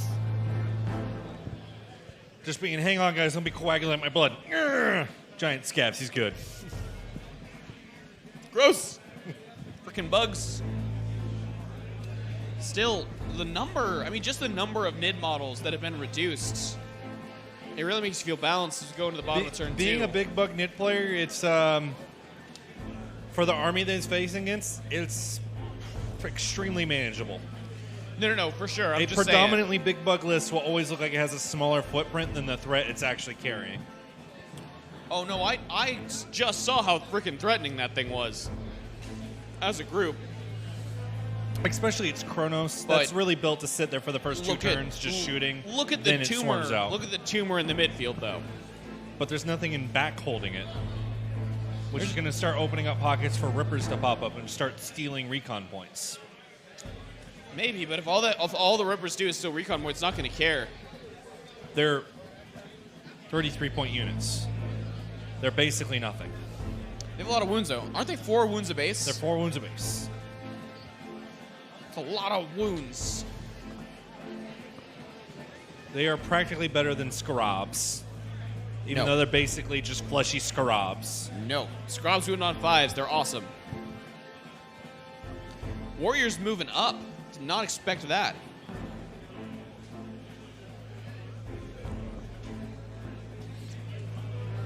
Well, since 6 of their fellows have been dropped, they're kind of just now going into speed bump mode. All right, Tom, I got to ask, what is it about the big bugs you like so much? Well, for the first part, it's the hobby aspect. Everything. Because Just I don't want to everything, dick said with all the Eddie. tiny guys because they're extremely fiddly. And on top of that, I already have enough armies that are doing swarm infantry. I don't need another one that does that. Also fair. And I also like because everybody's so used to Tyranids always having a horde element to it. When you show up and don't have a horde element to it and you have a crap ton of multi-wound models, it really throws a lot of people for a loop. Yeah. It's just a weird thing to get used to. And then with the new Blood see of that as Ball, well. and it turns into all of my units regenerate a wound every turn. Yeah, that's really good. And if you have an old One-Eye, he'll regenerate 2 every turn. Well, both of our players playing really tight turns. Oh, we're seeing the Nids move up to the midfields. I also just like it for the thematics, because I personally always saw it, especially when the Gene Stealer cults came out, that it was my high fleet specifically follows along Gene Stealer cults that it itself is chucking forward in front of it. So when they get there, the Gene Stealer cults are one of those ones that they are fully aware of what's happening here. They are fully aware they are undermining this planet so a bunch of bug people can come in and eat literally everything. Yay! But they basically go full PETA mode and be like, oh, it's such an honor to be devoured by them. Oh. So when they show up, if they have something where they need tiny people, they just like, you, Gene Stealer cult guys, go do that. Go do that, because we don't care if you die. We're going to eat you anyway. Go ahead. It's fine. Meanwhile, No, that's Big pretty Bugs are just cool. running around and be like, we'll just siege all the forts Yeah. with our giant mass. They Chongus. They Chongus boys. All right. Plus, I just think the Tyranid Big Bugs just look cooler than the small ones. You know, I have to agree with you, though. The aesthetic is a lot... I mean, it's a lot more interesting. There's a lot more to work with, as you might imagine. Oh, we're seeing the Ripper Swarms come down. And like, I also think about it as a personal thing. Like, you know, thinking about if you're in a 40K horror movie, the horror scenario of the Tyranids invade.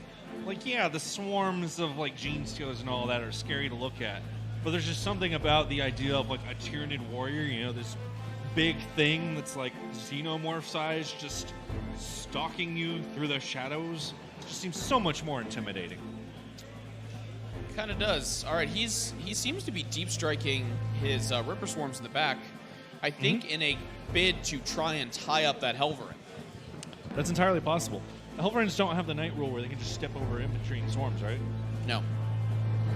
So Actually, wait. No, I think they can. I think they can move over them, but they still count as having fallen back, and they can't shoot. interesting. Well, he's definitely got the setup to grab some recon point.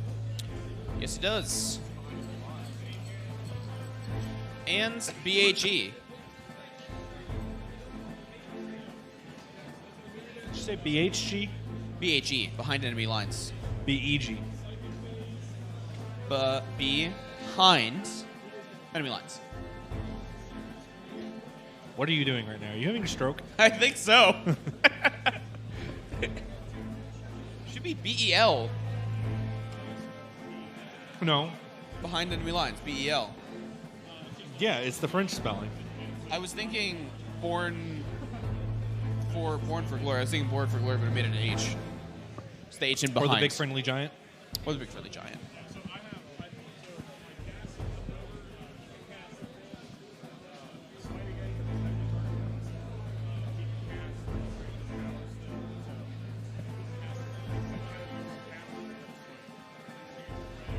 Moving to the psychic phase, working out some denial Yep, ranges. Demon Prince figuring out what he's going to try and have as denies.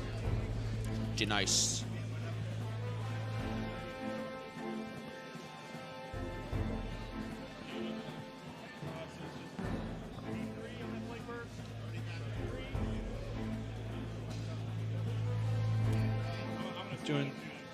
Doing 3 wounds mortal with Plague wounds Burst. to lower Plague Burst Brawler Yep. from Psychic Screen. Smite's going through. Do another 2. Doing Yep. 5. Don't to Plague forget Burst you're Brawler. disgustingly resilient. Okay.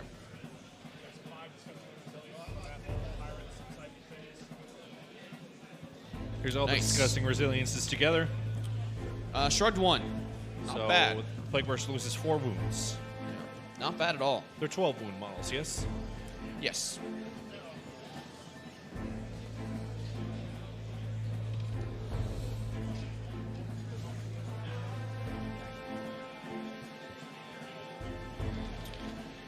Yeah, this is shaping up to it's gonna have to be a real interesting turn 3.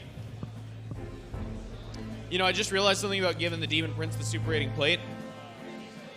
They have acid blood. There's a good chance that their melee combat is just gonna be squirting various deadly fluids at each other. Well, to be fair, Acid Blood's really only worth it when you have a horde of a lot of models. Yeah. Squish, squish. Squish murder. All right, Symbiote Storm is being cast. Deathguard considering trying to stop it. It's an 11 for that Symbiote Storm, though.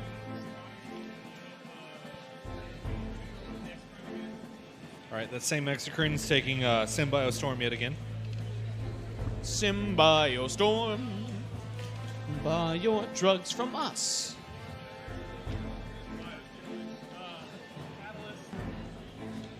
Catalyst now being cast with a Catalyst on a 10. 9. Becomes a 10 of the Deathguard going barb. to go for a deny attempt. And Close, but not quite.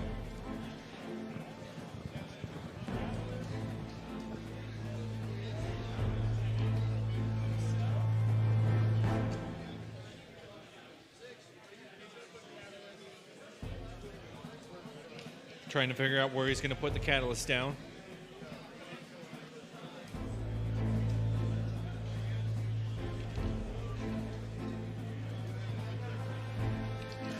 considering catalyst location. Hopefully, chat's not trying to say things to us since Eddie has wandered off. Catalyst on himself. I'll check on you, chat. Nothing Now he's new. popping out of smite. We Get got a more 9 with it. followers. Deathguard Thank you, attempting to guys. deny yet again. And again, only equaling. Only equaling. It's getting close.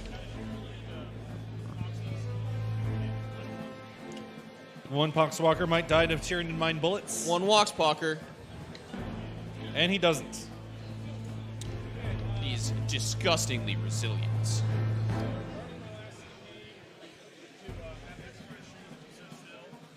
All right, final CP is being spent to make the Exocrine stationary.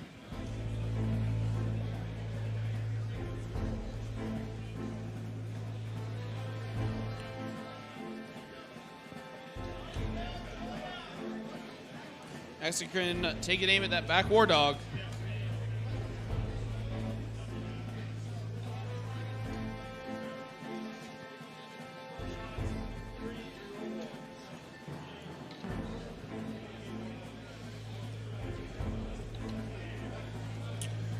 Good All conversions right. there. 11 Two hits. misses. No, 10 hits there.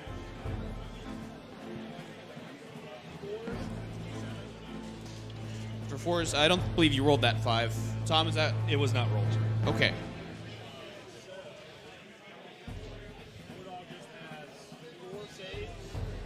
All right, doing 4 wounds to the War Dog there from the Bioplasma. To the War Dog. Let's see if he gets these saves. Saved 1. Only got one of them. That's 6 points of damage. Ouch. So now both lower War Dogs are very crippled. Yeah, they are not doing super hot. Winged Hive Tyrant's now firing his heavy venom cannon at the autocannon War Dog. 2 shots. 2 shots. A One hit. Miss. Or no Did wounds. not do the wounds.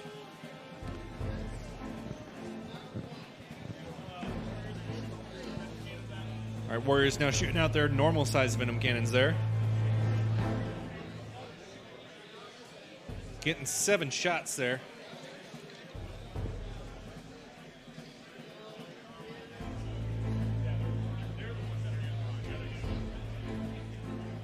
They're near the prime though, so they're managing to get 4 hits. And looks like 3 wounds. 3 minus 2s on that War Dog. Can he survive? Looking for 5s. That's 2d3 points of damage right now. It's going to go through. 4. Doing 4. Beat it by 1. I have a feeling there's not anybody close enough to potentially be blown up on. Nothing. Nothing, Eddie. I So didn't that do is anything. a War Dog killed. Doesn't matter if he explodes. No one's close enough. Matters to the pilot. No, no. Oh, that's right. No, it's a War Dog. No, we don't care. That's fine. You're right. Yes.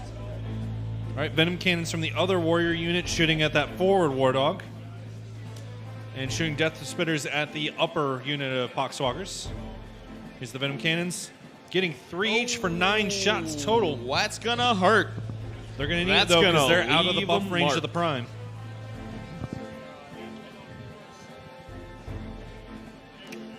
Three hits. Yeah, it sort of balanced it out. Yep. Prime could have helped there, but he just had got too far away. They all 3 became wounds, though. Well, so it worked out to basically statistical. See if he gets the saves. No saves. 3d3 points of damage. Doesn't matter what he rolls, it's going to die. See Does it go boom, explodes. though? Does it pop like a popsicle? No, it does not. No, in fact, it might even be a little more stable.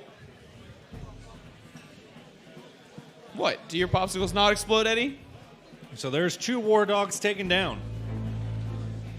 Bjorn exploded. Bjorn was an exploding popsicle. That knight was an exploding popsicle. That night was an exploding popsicle. Just Spitters into the upper unit of Poxwalkers.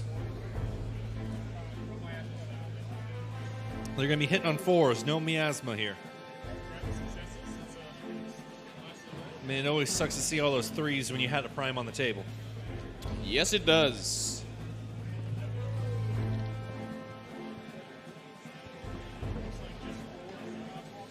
There's 4 wounds on the Poxwalkers. Let's see if they can save them.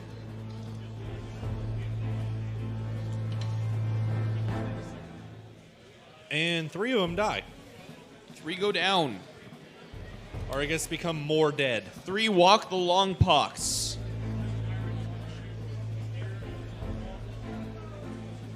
Going at Walker that firing at the top War last Dog. melee War Dog.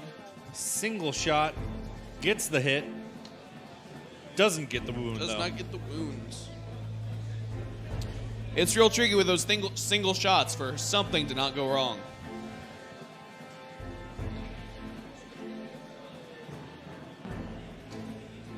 Checking the line of sight for the Exocrine. Furthest back Exocrine, who just got healed up, so he's back in his top bracket. He's going to be taking both his shots at that top War Dog. Top dog, you might say. Right now he is, yeah. Gonna be hitting on 3s, rerolling the 1s because Kronos. Lots of help there. Looks like he needed it. That Bioplasma Cannon sure knows what it's doing. Because remember, the Bioplasma Cannon is a bug that is actually more intelligent than the X screen that's carrying it.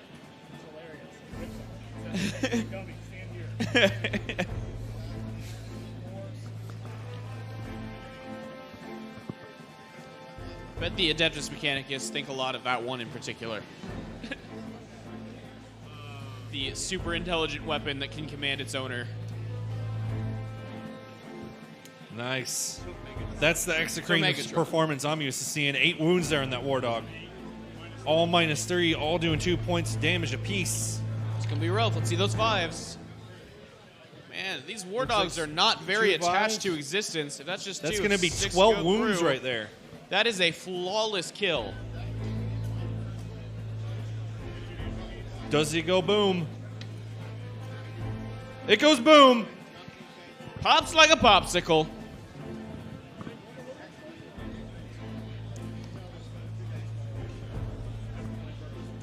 Plague Burst Crawler picking up 2 wounds from the explosion, I think. I don't know how War Dog explodes. Well, it's taking damage. It looks like it's 2.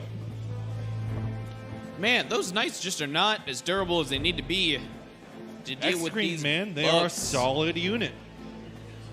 Yeah. I will say. I mean, I'm that just very was- glad that in my list, the Tyrannifex with Rupture Cannon has finally been picking up the dead weight he's been being. That was a very clean obliteration of even, admittedly a small, but still a Knight. I mean, that would have been 12, that would be half a Knight exactly. Mm-hmm. That's crazy. And if you need to, there's always the strategy you can put on to make him into 3 flat damage a shot.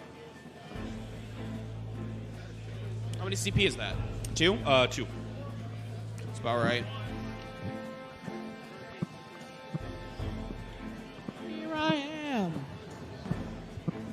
At me like a Tyranid. And all those hits became wounds. Hive Guard on fire right now. 7 We got minus Nurgle's 2 is number. ignoring cover on the center Plague Burst. Taking the evil demon save. Failed all 7 of them. That's 73 points of damage. Saves has not been the friend of the Deathguard player. 7 whole D3 points of damage. When you're playing Deathguard and you can't roll 5s, this is how the game goes. I don't know what else to tell you. Does all right on the disgustings, though. 1, 2, 3, 4, 5, 6, 7, 8, 9, 10, 11, 12, 13, 14, 15, 16 damage. 16 points of damage. Hive Guard ready to smite. Brutality. Absolute brutality. That Plague Burst does only have 10 left. Shrugs 4. Wouldn't it matter? That kills a full health one. Man, does it pop like it's standing brother? No pop. No weasel. See, guys, I told you, it's Chronos list. You have to be patient. Wow, Tom. Classy. As a turn for the Nids. Yep. Yeah, that was an absolutely incredible turn for the Nids. That was just... No, it's working out really well. There's a lot of moves that he's making that I would be making, so I feel like I know exactly what's going on here. Yeah, but every single gambit he's made has paid off in the best way it could have for him. That's what you do in your big buds. You always shoot for him. Man. All right, overwatching some of these buggers. Last remaining War Dog getting his shots from his autocannons on the Rippers. He's got no hits. and Do the he's got Rippers this make there? Devi Hubber, They make it. and that's the War Dog tied up. Ripper Swarm's getting to be a nuisance. Ladies and gentlemen, times like this when I like to wax poetic about the nature of the game we play. And it's why we play a game that fundamentally, Second at the unit end of the Rippers day, trying to comes join in? down to chance. Nope, they're not. I mean, at the end of the day, if your dice decide you won't win, you'd be the best player in the world against the worst player in the world, and it's still not going to happen for you. And it looks like that's a little. We see a little bit of both of that distributed not equally. We got a Deathguard player who's not rolling 5s, and a Nid player who can't roll under 80% of max damage when you're averaging 50. I mean, we might see this turn ends with the Deathguard having. All right, one Warriors down the vehicle bottom firing screen, next charging turn. that lower plague burst. And this was a vehicle-heavy list. This has been quite the game so far to watch, and we're really glad that you guys could join us for it. See, this is more like how you bug. This is how you bug. Watch me whip with my talents. With my talents.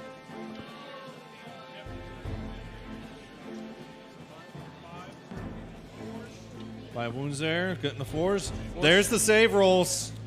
That's Making the all those we're saves looking against those for. flamers.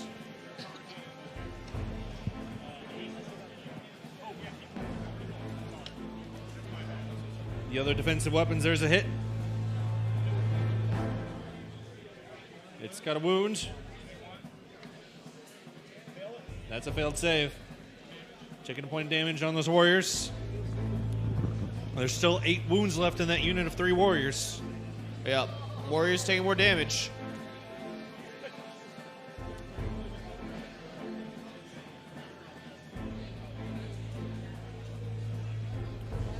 Warriors making it in. And now officially only one Deathguard vehicle will be able to fire next turn, even if everything survives perfectly. This has been quite the turn for the Nids. Tom, what are you feeling? It's a good way to showcase that, despite what a lot of people say, where Tyranids have to always be moving and be moving fast, sometimes if you just let your enemy come to you, it works just great as a Nid. Nope, no, it does. Man, can't argue with you. Do put some moisturizer on your hands before you rub it in at the end of this game, though.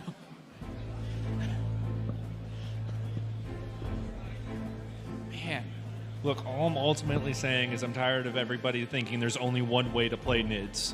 And I'm glad we have somebody like this on stream to show that, no, you can play different ways. yeah, I think we're seeing that perfectly showcased. Do tell me, though, I'm not a Nid player. The bugs that are currently getting that vehicle, what are their odds of actually taking it out? The Rippers? Getting high from Eddie. No, not the Rippers, Tom. Yeah, no, what are the Rippers' odds? Can they do it? Do they have enough tax? 3% chance. That's more than I would have guessed. All right, the Plague Burst Crawler with like 800 the Plague tentacles Burst Crawler over there? going into it. Well, let's see here. The Malanthrope, pretty sure still does have the Toxic Choking Spores, so he does just do some damage, maybe? Not in melee for the Toxic Choking Spores. We're hearing from the player. But you do have a high turn up there with his Monstrous Raining Claws and Toxin Sacks. So if he rolls 6s to wounds, he's doing 4 damage attacks at AP minus 6. Yep. But still, he's going to a 5-up Beetle Demon save. Sorry about that. Another localized camera quake. Camera just keeps quaking. Perhaps Papa Nurgs will shed his light upon the Poxwalkers. And they will Termagants win that the are day as still around OPSEC. look like they're going to go and try and use their talons on some of these Poxwalkers. The Just for Walksy funsies. Pockers. Ooh, the Big Blob of Warriors is going to try and join in with those Ooh. Gants. Try and tell them what to do. They rolled an 11. That's almost has to be it. I think you can only declare if you're within 12 inches. Yes. You have to be in 12 to do So that declaration. must have made it.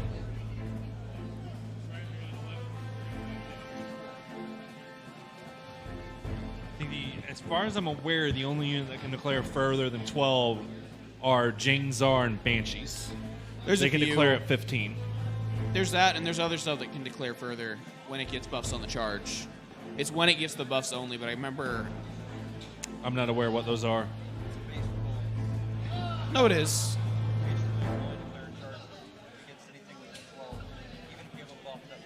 No, the buff text adds that. If I recall correctly. What faction would that be in? Because I'm just genuinely curious. No, I can't remember. No, I know that I've seen it. I can't remember. If I come across it again, I'll let you know. Because I'd be curious to know what that is. Because, like I said, Jangzar and Banshees are the only things I know that do. It might be CSM Raptors. now. I have a strat that'll do it. I could see that. I could see that.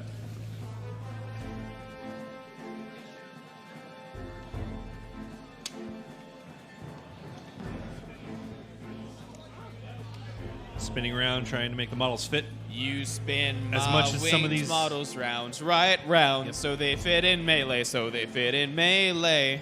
Yeah, I mean, as much as these models look really cool, sometimes when they're super fiddly GW, they're impossible to maneuver on the table. Yeah, it's a little rough.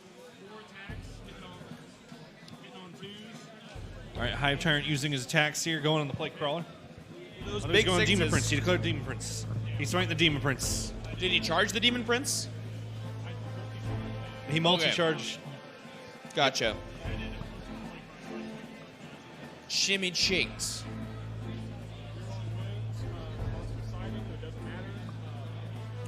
Four regular wounds. 4 invulns. And then disgustingly resilience. 2 good rolls.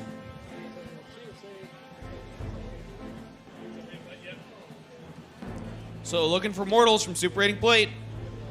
That's a mortal. Yeah, take that, you acid-blooded creature. And then 2 can play in this game. What are you hitting him? You're hitting him with what? Okay. He said Scything Challenge earlier. I'm like, wait a minute. Those aren't D3. Looking for 2d3 for a 3. All right, 3 damage from those big old fat raining claws. Ooh, those are some good Only disgustings. takes 1.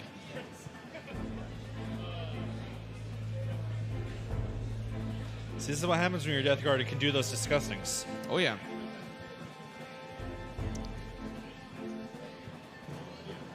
What's the question there, guys? No, it's only armor saves. Able to help Not him even out evil there. demon saves will do it. I do think evil demon saves do it because it's in the same step. But So it triggers on saves, not Yeah. ignore damage. yeah, but after that point, you're past the save step. You're just ignoring the damage, so it doesn't proc. Just like Castellans. Yeah. Castellan robots.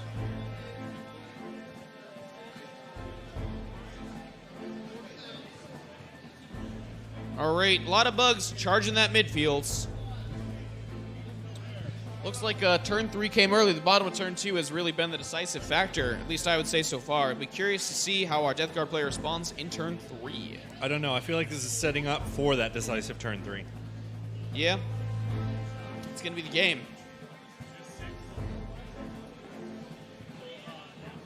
Because either these Tyranid assaults are going to flub, or the Death Guard are going to take quite a bit of damage. Yeah. And it's going to be at third turn. We're going to see how it really gets handled. Yes, it is.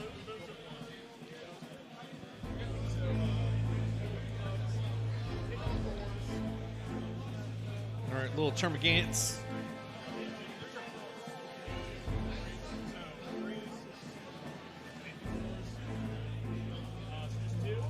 Two wounds from the Gants. Hey, they We killed are 2 neither. Poxwalkers. They watched Look the at them box go. of Dox and Moxon. Look at them go. They Look probably at feel them go. good about themselves right now. They're like, I'm a tiny little shooty bug. Tell him, haha, I killed you. You are now dead. Oh my wa no tiranu. Slash. Because they're Tyranids, Eddie. Eddie's done with my jokes for today, you guys. It's great. he's really done. I feel like he's always done with your jokes all the time, though. Especially after last night with all the jokes. Cannot say. Hey, that was because there was alcohol involved.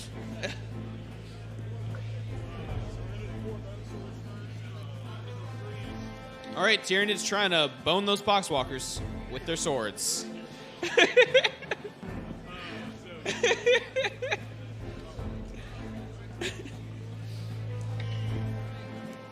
All right, only 1 Poxwalker gets killed from those 3 wounds. One Poxwalker. The Tithing Silence. Wow! Oh boy!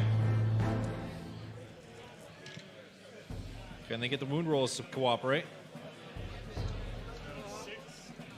6 wounds there. Let's check these disgustings. 6 disgustings and shrug 2. So drops down 4 more Poxwalkers. 4 more Poxwalkers. Now, I'm hoping we get to showcase the Poxwalker's special ability. They kill some of them little gerblins, they'll get more Poxwalkers back, because they are infantry.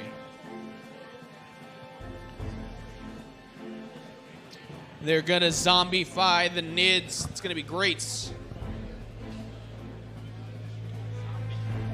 Zombie time.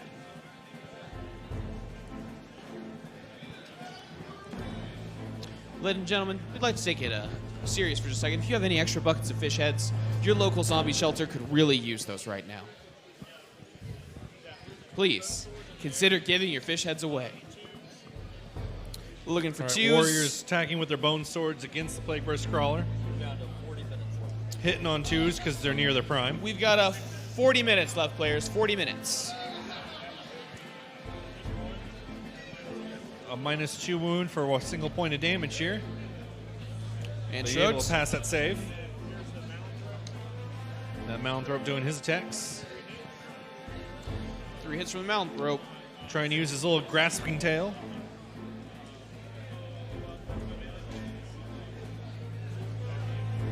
All right, now the response. You forget the Rippers. To be fair, you didn't attack with those rippers. You got 40 You guys get an extra 10 for being on the you live get an stream. extra 10 when you come here. Just because we rip you off of your home table and bring you here to our lair. Do or don't. Rippers are going to see if they can bite the toes of this. Oh, darn. They tried. They tried to be annoying little rippy rips. They tried. Into turn 2, getting the score totaled up as Deathguard go ahead and move.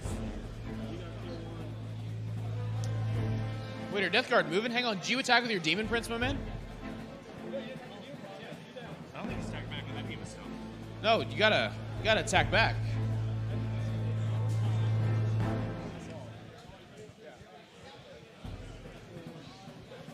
All right. We were about to that movement phase, and we remember the Death Guard didn't attack back with anything. Yeah, that big old bug should be dead. And it is the fight phase, which is the one phase where attacking is not optional. Yeah, you can't skip it. Should be corpse toast.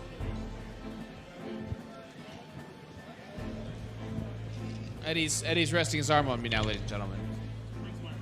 Does it make you feel good? Oh. Always giving you the head He's pats. giving me the head pats. He's making me go ahi-gow. Looking for, I think, 3s. Rerolling 1s for Plague Weapon if he has one. What Demon Prince wouldn't have a plague weapon? A Demon Prince of Corn. But this is a Nurgle army. Oh no, his All brain is 3. not protecting. 6 wounds. So it might be able, if you can replicate that, he'll kill him on his turn.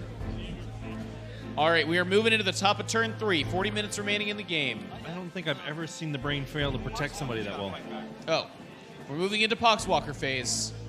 Will they get Walks to Poxa, Hops to Copson?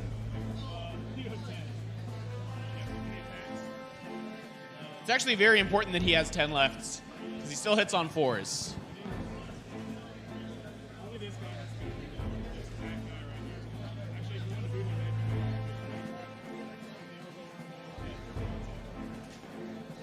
All right, trying to get all of them into those little ones because...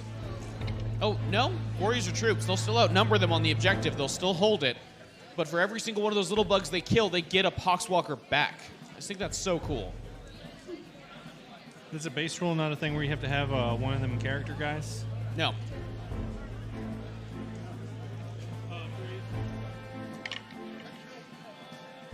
Fours. 4 wounds. 6 ups to save. So 4 dead and 4 Poxwalkers come back. We zombified 4 Nids. We did it. What did a nid zombie? They sprout arms and legs, turn into humans. It's a very specific plague that they turn into humans. Nurgle works in mysterious ways. Or is it that some of the dead ones get enough spores shot into them that they come back to life? Could be.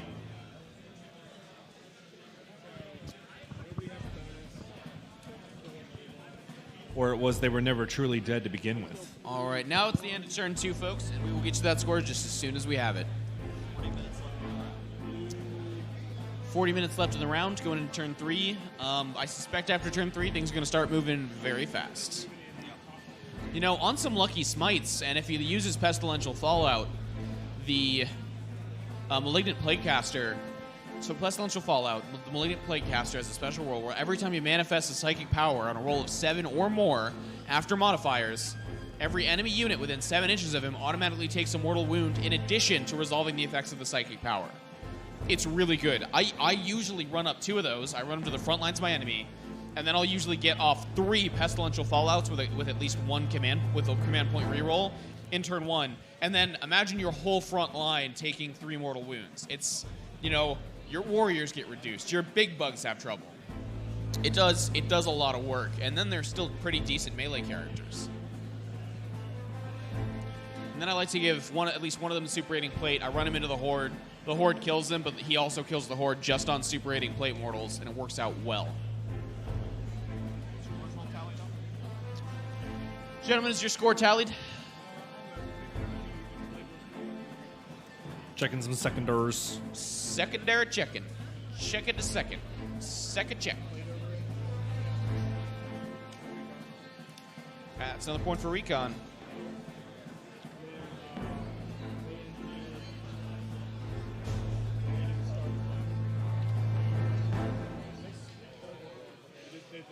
They attacked. Just reminding our players that engineers cannot claim engineers if they attacked. They can, in fact, move on to an objective and then claim it. They just can't attack. Because when they attack, they get distracted from having to dig for that buried treasure. All right, this is your score tally, gentlemen. I hope so, because you took it from them. I did. All right.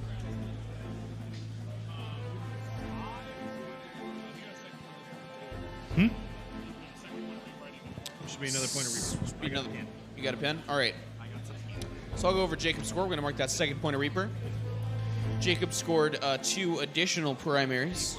I'm well aware of that. I'm going to be very gentle. It's going to be so cool.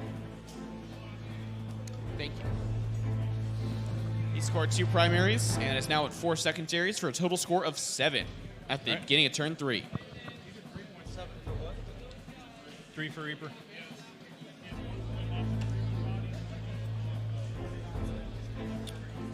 That's actually 3 for Reaper, putting him at a total score of 8.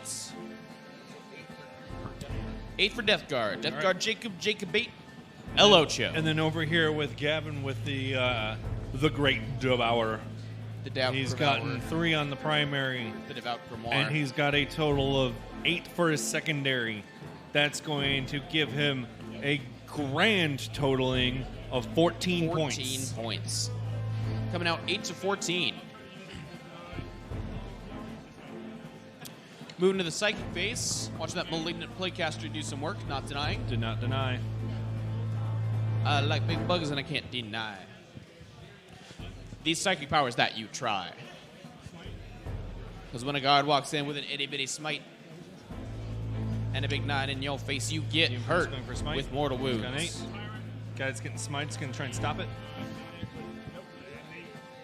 Only an 8. It is not denied. Only an 8. How much Only is you? an 8. A single point. Break me off a piece of those mortal wounds. More smites.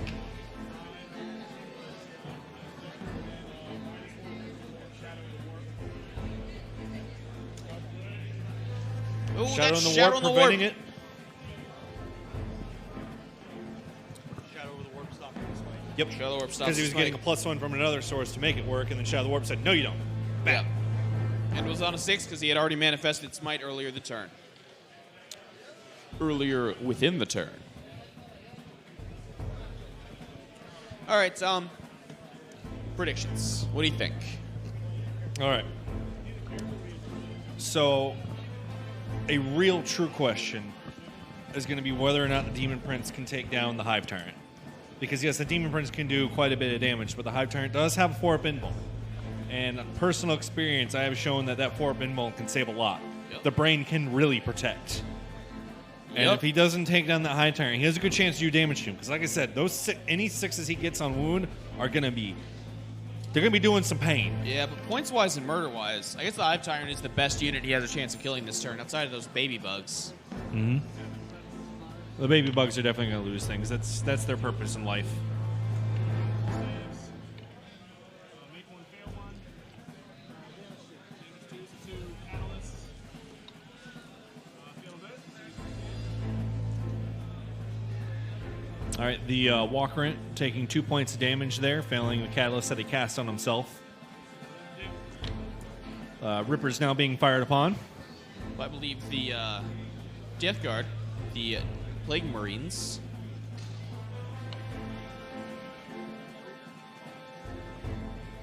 All right, looking for saves. Save 1. What was that, Boxcars? Nice. 2 saves there. Dealing a single point of damage to a single base of Rippers. They rippy. Beginning the long road towards killing a swarm of Rippers.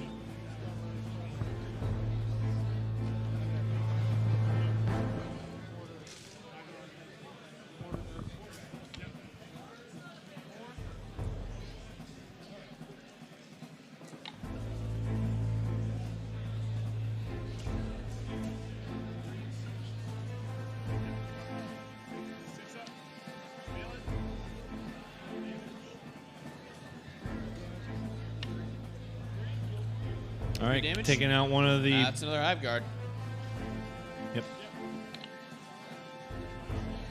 I'm glad you finished that statement because my brain stopped. It's fair. Oh, we all know how it is. And it came through at a tournament. Everyone's brains get just a little bit fried. It's been a long day of wargaming. That's why a 3, tournament no is help on also a saves. test of stamina. Oh, yes. Looking for Cat. No Catalyst help. And that's 3 more wounds to a big bug. To a walking Hive Tyrant.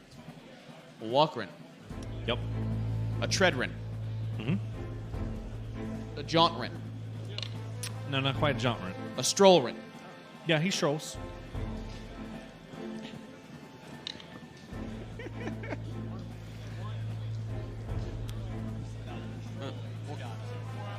I'm talking about the cane. Yeah, Wow, this, I would so model that. this is the most I have not seen a brain protect.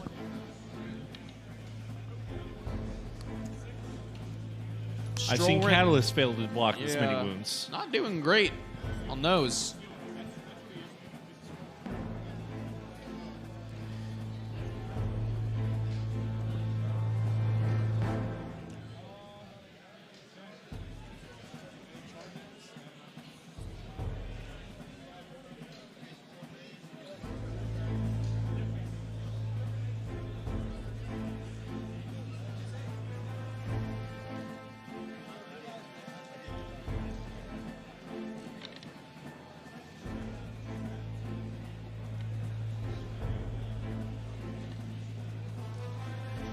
Also, just on a related note, and out of curiosity, have we had a single die go out of the tray this entire game? I think one. One. Record setters. Game 3, it's impressive.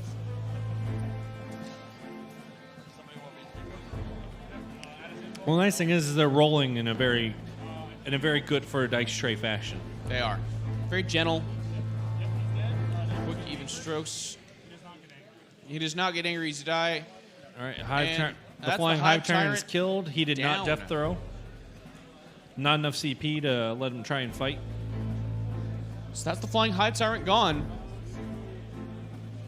Just as you predicted, I think we're moving in to the bottom of turn 3. All right. Warriors moving in on those small boys. No, we're resolving the fight phase at the top of turn 3 Or top of turn 3. because we're in the non-chargers. But we're moving into the bottom of turn 3. We're approaching that point. Gently getting closer and closer. Much as the Warriors creep ever closer to the Waxpockers. The Wax Backers. The Pox Stalkers. The Tithing Salons. The Tithing Salons. The salons where you pay your taxes. Being used to beat up some fucking zombies.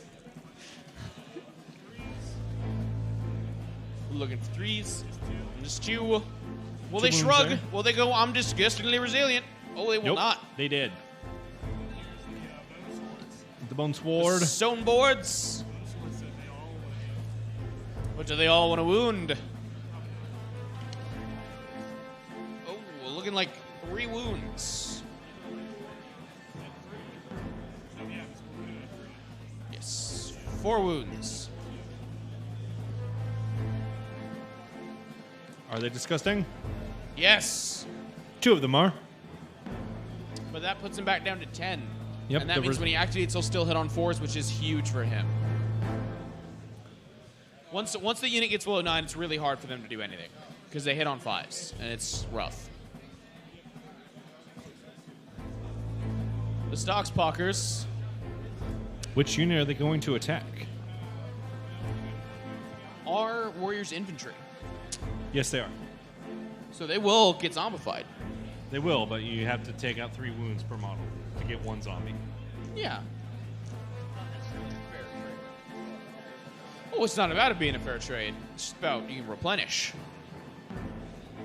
Replenish your numbers through faith.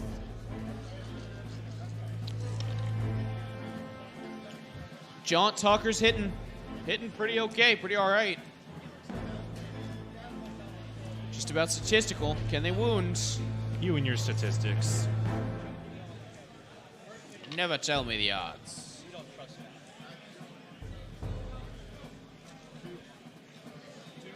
Looking like 2 wounds 2 there. wounds. Going for 6s. On the Gants. Nope. They both die. 2 changes, 2 more zombies. Stand back up. Will the real Poxwalker please stand up? Please stand up. Please stand up. With the new Poxwalkers. What's There up, goes Slim? Eddie, always trying to ruin everybody's fun. Shady can't handle my rap powers. Warriors stabbing a tank with their bony swords. Choose to hit. Still a few misses. Not rerolling 1s because a giant demon prince went and murdered their friend.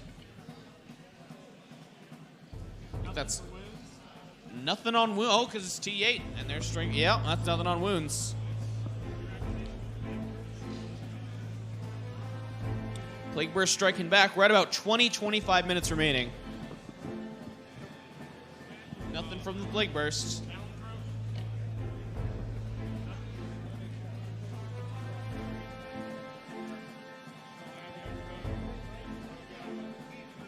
All right, few more non-chargers before we move into the bottom of turn 3. And we see where this game's going. I'm not sure necessarily, depending on how turn 3 goes, if we're going to have a turn 4. Almost certain, just based on time, we probably won't have a turn 5. I have a feeling we're not. Kind of feel like we won't unless this turn goes super quick. I mean, most of his stuff's in combat. Most of the stuff he would shoot at, it's going to go fast. I mean, the game's accelerating. Oh, it's definitely accelerating. For sure.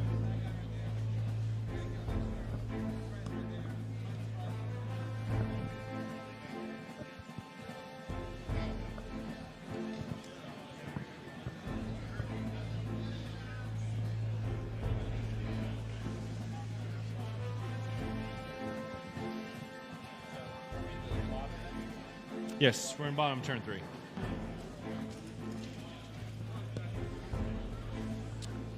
Moving to the bottom of turn 3. Seeing what this Nid player is going to do. Bug things. He's gonna do bug things. Yep. The Rippers are advancing.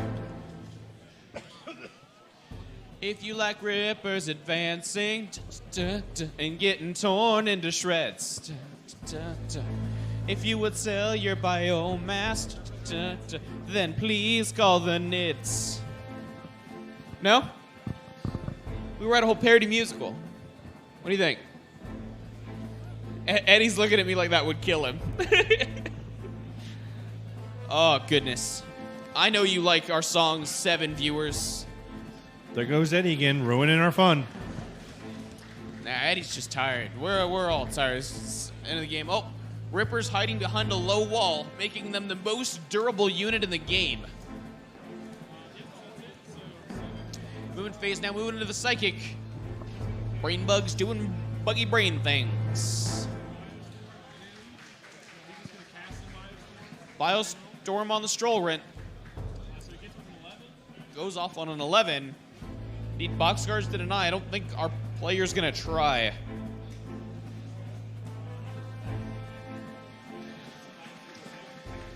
Symbiostorm going on the lower Exocrine.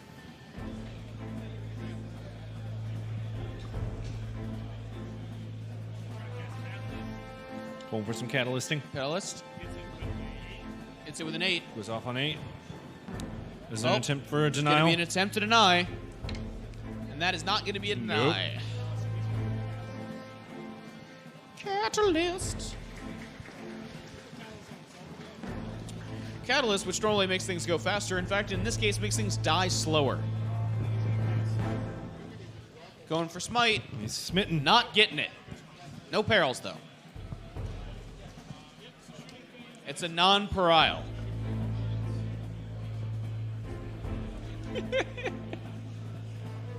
I could go for a non-parial. We should go to Jungle Gyms. Great part of going to CAGBash is you can visit the single greatest grocery store on earth. I'm not even kidding. Head on down to Jungle Gyms. This is not a sponsored ad. It's just a really cool place. Oh, goodness. The Exocrine is ready to kill the final War Dog. Yeah, Exocrine ain't having none of that, Nighty Boy.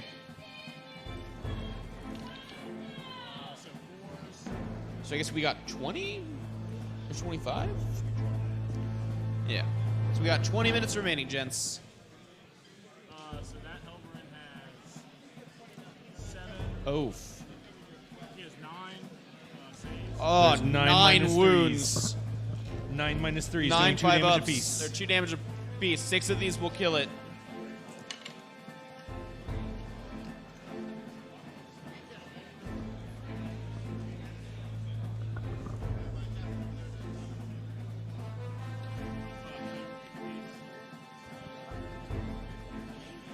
He's got 2 wounds remaining.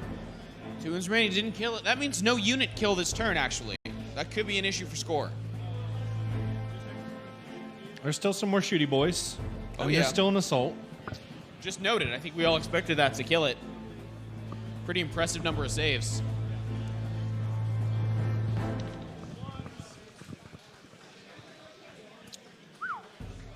Another really good round.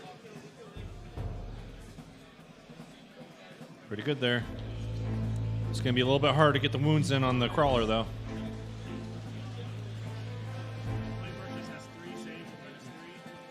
Minus 3. 3 saves Three on the minus Plague threes. Burst. Look up for Evil Demon, and then DR. Evil Demon. I see at least one. That's 4 points of damage. First 2, DR. Second 2, DR. None of them.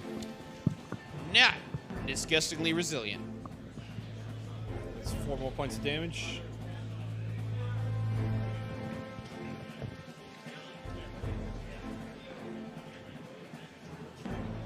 Yeah, you failed 40 yards, so you should just lose the 4 and go to 6. Which I think is not quite a bracket. Hiveguard going to shoot at that top Plague Burst crawler. It's only got 6 Can wounds they left. burst the Plague Crawler? Get to reroll 1s because being Kronos.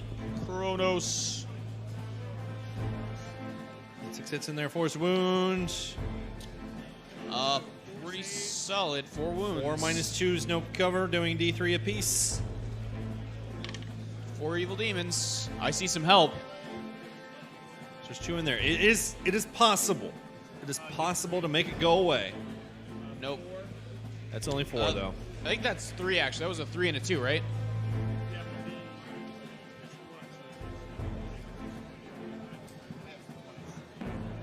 No worries.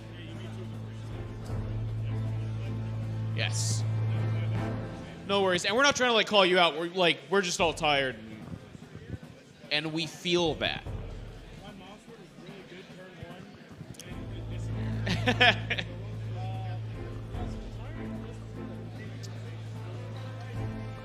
All right, I think we're moving into the melee phase. Bottom of turn 3. Looks like they might leave enough time for a turn 4. All right. Hive Tyrant shooting a heavy venom cannon at the Plague Marines. Single shot. Which is missed.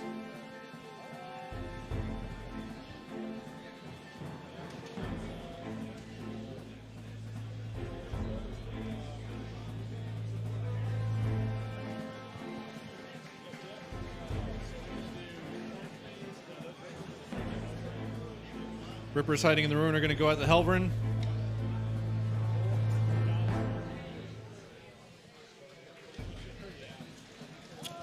Nope, Not Corn's quite making it charge, into not the gonna help. quite be there. Will fire next turn if there is a next turn. It's all the chargers, everything that wants to be in combat's already in combat. Oh yeah. Activating with warriors first. Gonna try and kill some more of these little. You only have to kill little 3. poxwalky boys. Only has to kill 3 to get him below 10. The stone boards sewn together out of bones for stabs. The bone swords are basically just giant boards. Yeah. They're not very sharp. Just whack people with your cricket bat.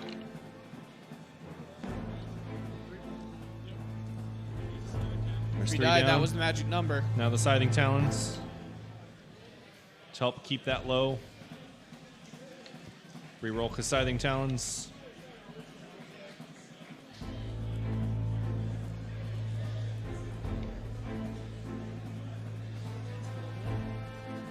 Four more there. How many get killed? 2, 3. 3 of them. 3 go down. It's gonna make it harder to get back above that 10. Oh, it's impossible right now. I guess not technically impossible, but below a 3% chance. The Gants are very squishy when it comes to melee output.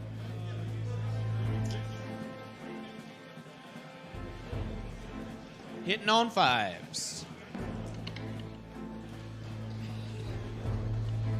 A hit. They can kill a Gant. Nothing. Not when it doesn't wound. Yep, it's unfortunate. Gant's now going to try and Talon away.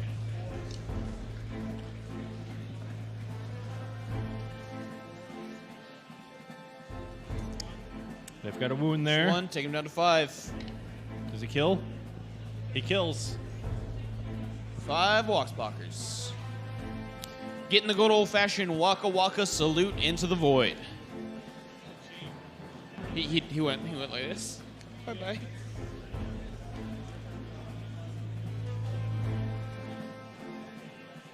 Like where's Crawler going to try and ram into some warriors? No luck.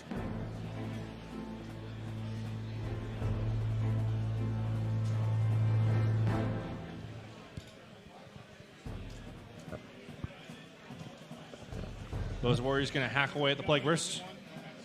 Oh, he got a hit in. Didn't wound. Now the warrior's going to try and hack at the Plague Burst Crawler that just bumped into them. So, still no unit kill, if I recall correctly. one save. 1 minus 2 doing 1 damage on it. And it's good. saved. Makes the evil demon save.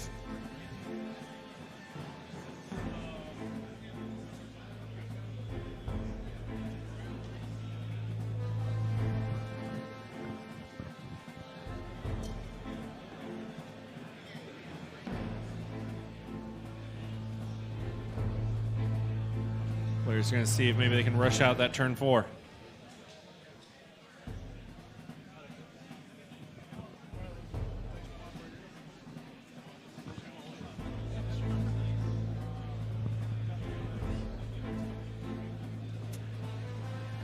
He killed your tyrant.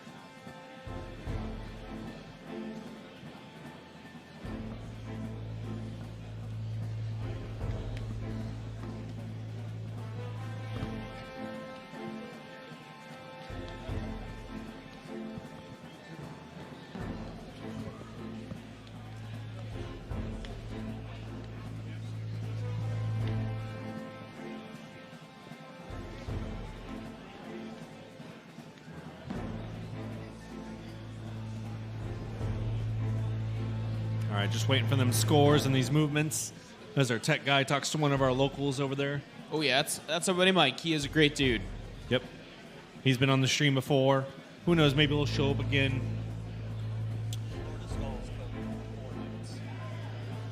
Apparently, Mike has his Lord of Skulls has claimed 4 nights this tournament. Yeah, Mike's Lord is going to go 4 nights, and that's awesome. That is how the Lord of Skulls do. All right, thinking about some more attacks.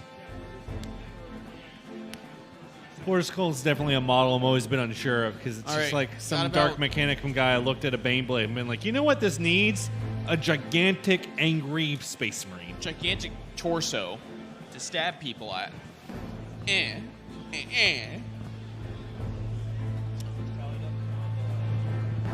Oh, yeah. Ladies and gentlemen, we're moving into the top of 4. This is going to be our last turn. We got 10 minutes left in the rounds. Dice are about to be called for non-streaming. We will get you that final tally for turn 3, which I think, I'm not sure it was necessarily the pivotal turn we thought it was going to be. No, But it was that turn pivotal 2 in the took sense over a that lot. everything that had been decided in turns 1 and 2 stood for turn 3. Yep. Be curious to see what can be accomplished in turn 4. I'm curious to see that score as well. Let's go ahead and take a look at turn 3 Yeah. here. All right. Jacob has scored 3 primaries in turn 3. Showing his primary turn. Yep. He's gone 1, 2, 3, and then 7 for secondaries, 3 Reaper, 2 Engineer, 2 Recon. Giving him a total of 13. And over here with Gavin with the Great Devourer. Had the weakest primary turn, only getting 1 point for holding. Does have 2 maxed out secondaries, though, and is 1 away from getting Recon. And that's going to give him a total of, I have to do mathematics, should be 18 points. Yep. 18 to 13. I'm not sure that can be made up in 1 turn. I'd be very curious. Deathguard closing that gap, but yeah, it's going to be rough to try and make that up. No, I mean 3 secondaries. You can only get 1 more in Recon, which he'll get. So he needs to make like 6 to 7 points this turn. Can't get extra Recons. That's 1 on Recon. Can't get 2 Engineers. To be 1 on Engineers. Yep. Might max Reaper. Might get max points just on luck.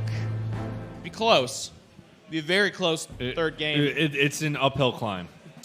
For those of you just joining us, as we come to a close on turn 3 and the close of day 1 for Mid-America Gaming Series CAGBash, hosted by Cincycon, I just want to take a moment here to thank you guys for joining us and let you know that that is where we're at in the tournament.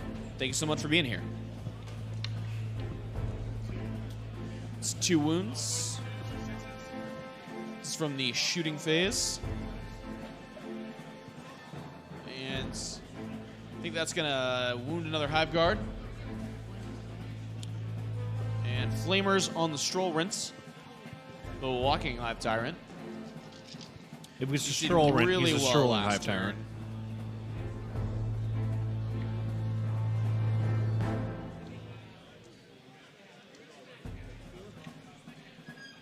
Gonna pop 4 wounds onto him. And fail 2. Fail both catalysts.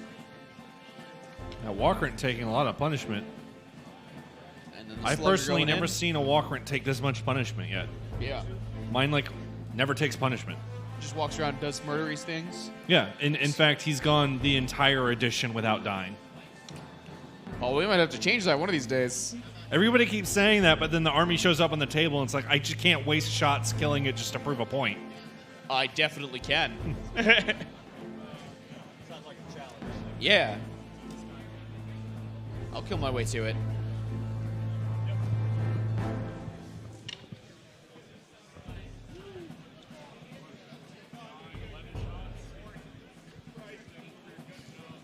Man.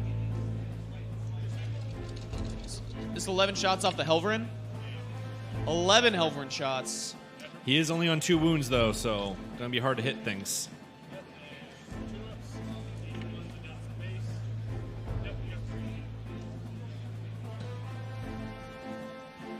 And that's a unit kill. Hmm?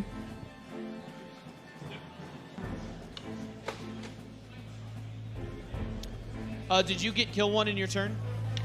So that's no kill for the Tyranids, unless something changes in the melee phase. He's bottom of the turn. We're in turn 4. Oh, yeah. Tyranids are bottom. We've already reported that he didn't kill anything on turn 3. It's still an uphill. It is. But if you can maintain that, if you can get kill more and hold more, I don't know. You can stop him getting hold more. It's going to be close. It could be really close. Killed out the base.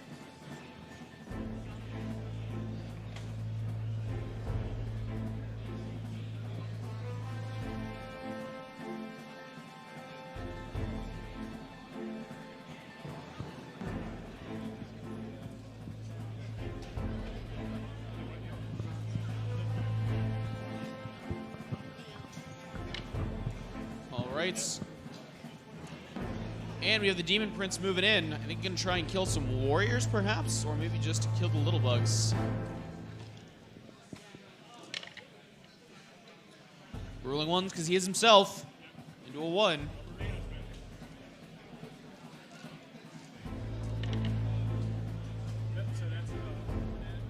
All right, so that's the Gantz killed. And that's another unit kill. They don't add to the Poxwalkers, though, right? The Poxwalkers No, have to do the he kill. would have to have used a stratagem, but there is a stratagem that allows exactly what you're discussing to happen. And that's Max Reaper as well. That was a very good one. You guys still have 5 minutes. Although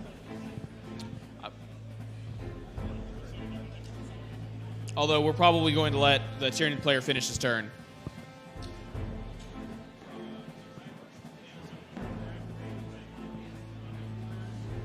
All right, Warriors on the Plague Burst Crawler activating.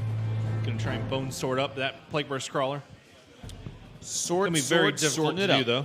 Sword, sword, swording it up. It's stab it time. Looking for 2s. Finding a lot of high numbers, but a lot of 1s.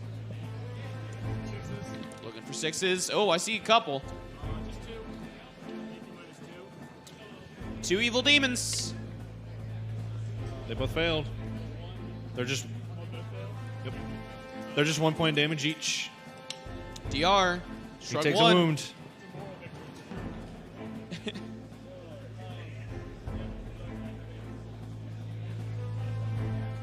Those Plague Burst Crawlers, I mean, we watched this army kill a knight without sweating turn 1. And almost another Armiger. I mean, we watched 36 knight wounds go away, and they can't kill Plague Burst Crawlers. That is the best testament I can give to how durable these freaking things are. Or both. It's both. Running out of fuel over there. Oh, yeah. The dice and us as well. For 5s. 2 wounds there on the Warriors. The Warriors are fine. Warriors are okay. A-okay.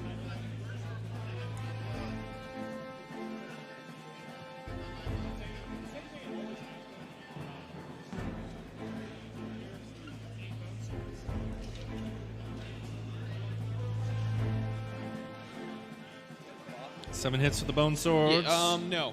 This is response to chargers, previous charges, and top of 4. Managing 4 wounds there on the Poxwalks. 3 of them get killed. Exciting talents from the Warriors. Rerolling the 1 Exciting Talons. Looks like 6 hits, maybe.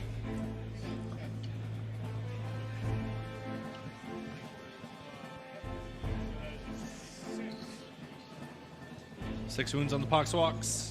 Are they disgusting? 2 of them are. That's 4 more dead.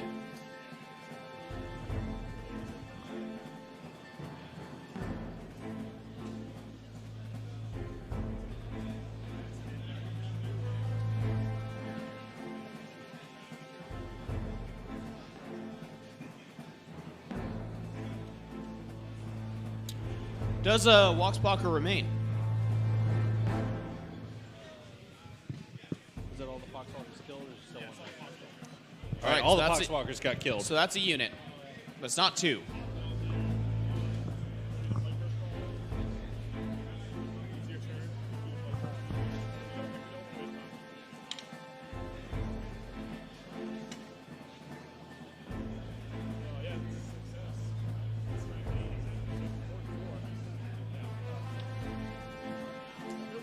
Got a wound on a warrior, which was saved from the Plague Burst Crawler.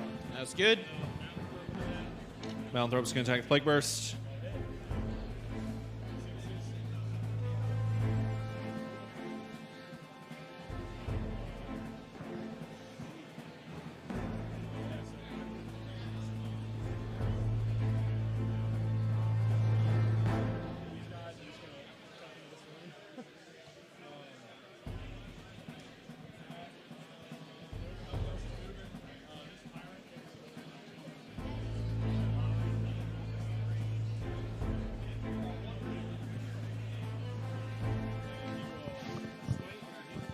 All right. Spider the Demon Walker Prince.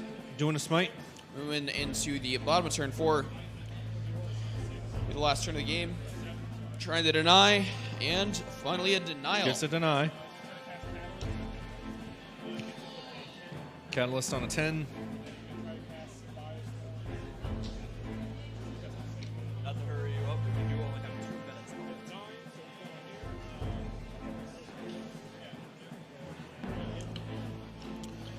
And Symbiote denied. stopped.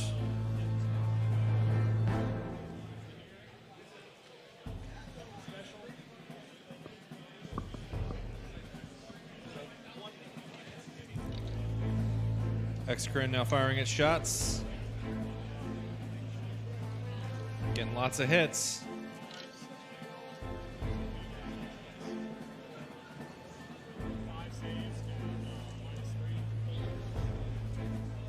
Plague Burst Crawler taking 5 saves at -3. Evil Demon saves 4. That's 2 points of damage.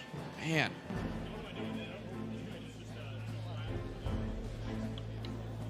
And Disgustingly Resilient takes 1 damage after all that. Second Exocrine shooting same target.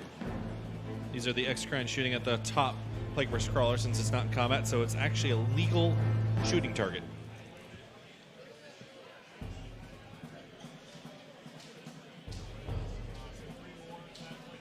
Three more saves on the Plague Burst Crawler. Evil Demony. There's one. Saves 2. Can't kill it anyway. All right, ladies and gentlemen, that's actually dice down for us. We're going to get you that final score just as soon as our players finish tallying it up. Bit of a cutoff on turn 4 for our Tyranid player, but it is a hard dice down tournament, and sometimes that's just the way it falls. While our final score is being tallied up, we do want to let you know that this was the end of Game 3 of CAGBash, a 40K tournament hosted by Cincycon and part of the MAG series. Our next game will be tomorrow at 9 a.m., I believe. Do keep daylight savings time in mind. That is this evening. It's going to be a little bit of a rough one for everybody. For those of us that have to deal with that thing that really just needs to return to the unholy pits of hell that it emerged from. A little bit. And was it the 1700s or the 1800s? I don't care. Whatever time it came from, it does not deserve to exist any I longer. think 1800s. You know that heart attacks go up like 16% tomorrow? Yeah. Daylight savings time is nothing but a detriment to society. It should not exist. Correct. We should all be on metric time. There you go. Trying to tally up scores here, but we really do want to thank Checking you up guys all these so measurements much for for these joining secondaries. us. We really appreciate you guys coming out, sharing these days of wargaming with us. That's why we do what we do. We hope that you guys have learned something, and that We're you not guys trying to have make any entertained. money, folks. We just love to talk about 40K. And Bother Eddie. And also Bother Eddie. Guns. Finger guns. But yeah, we'll get you that final score here in just a second.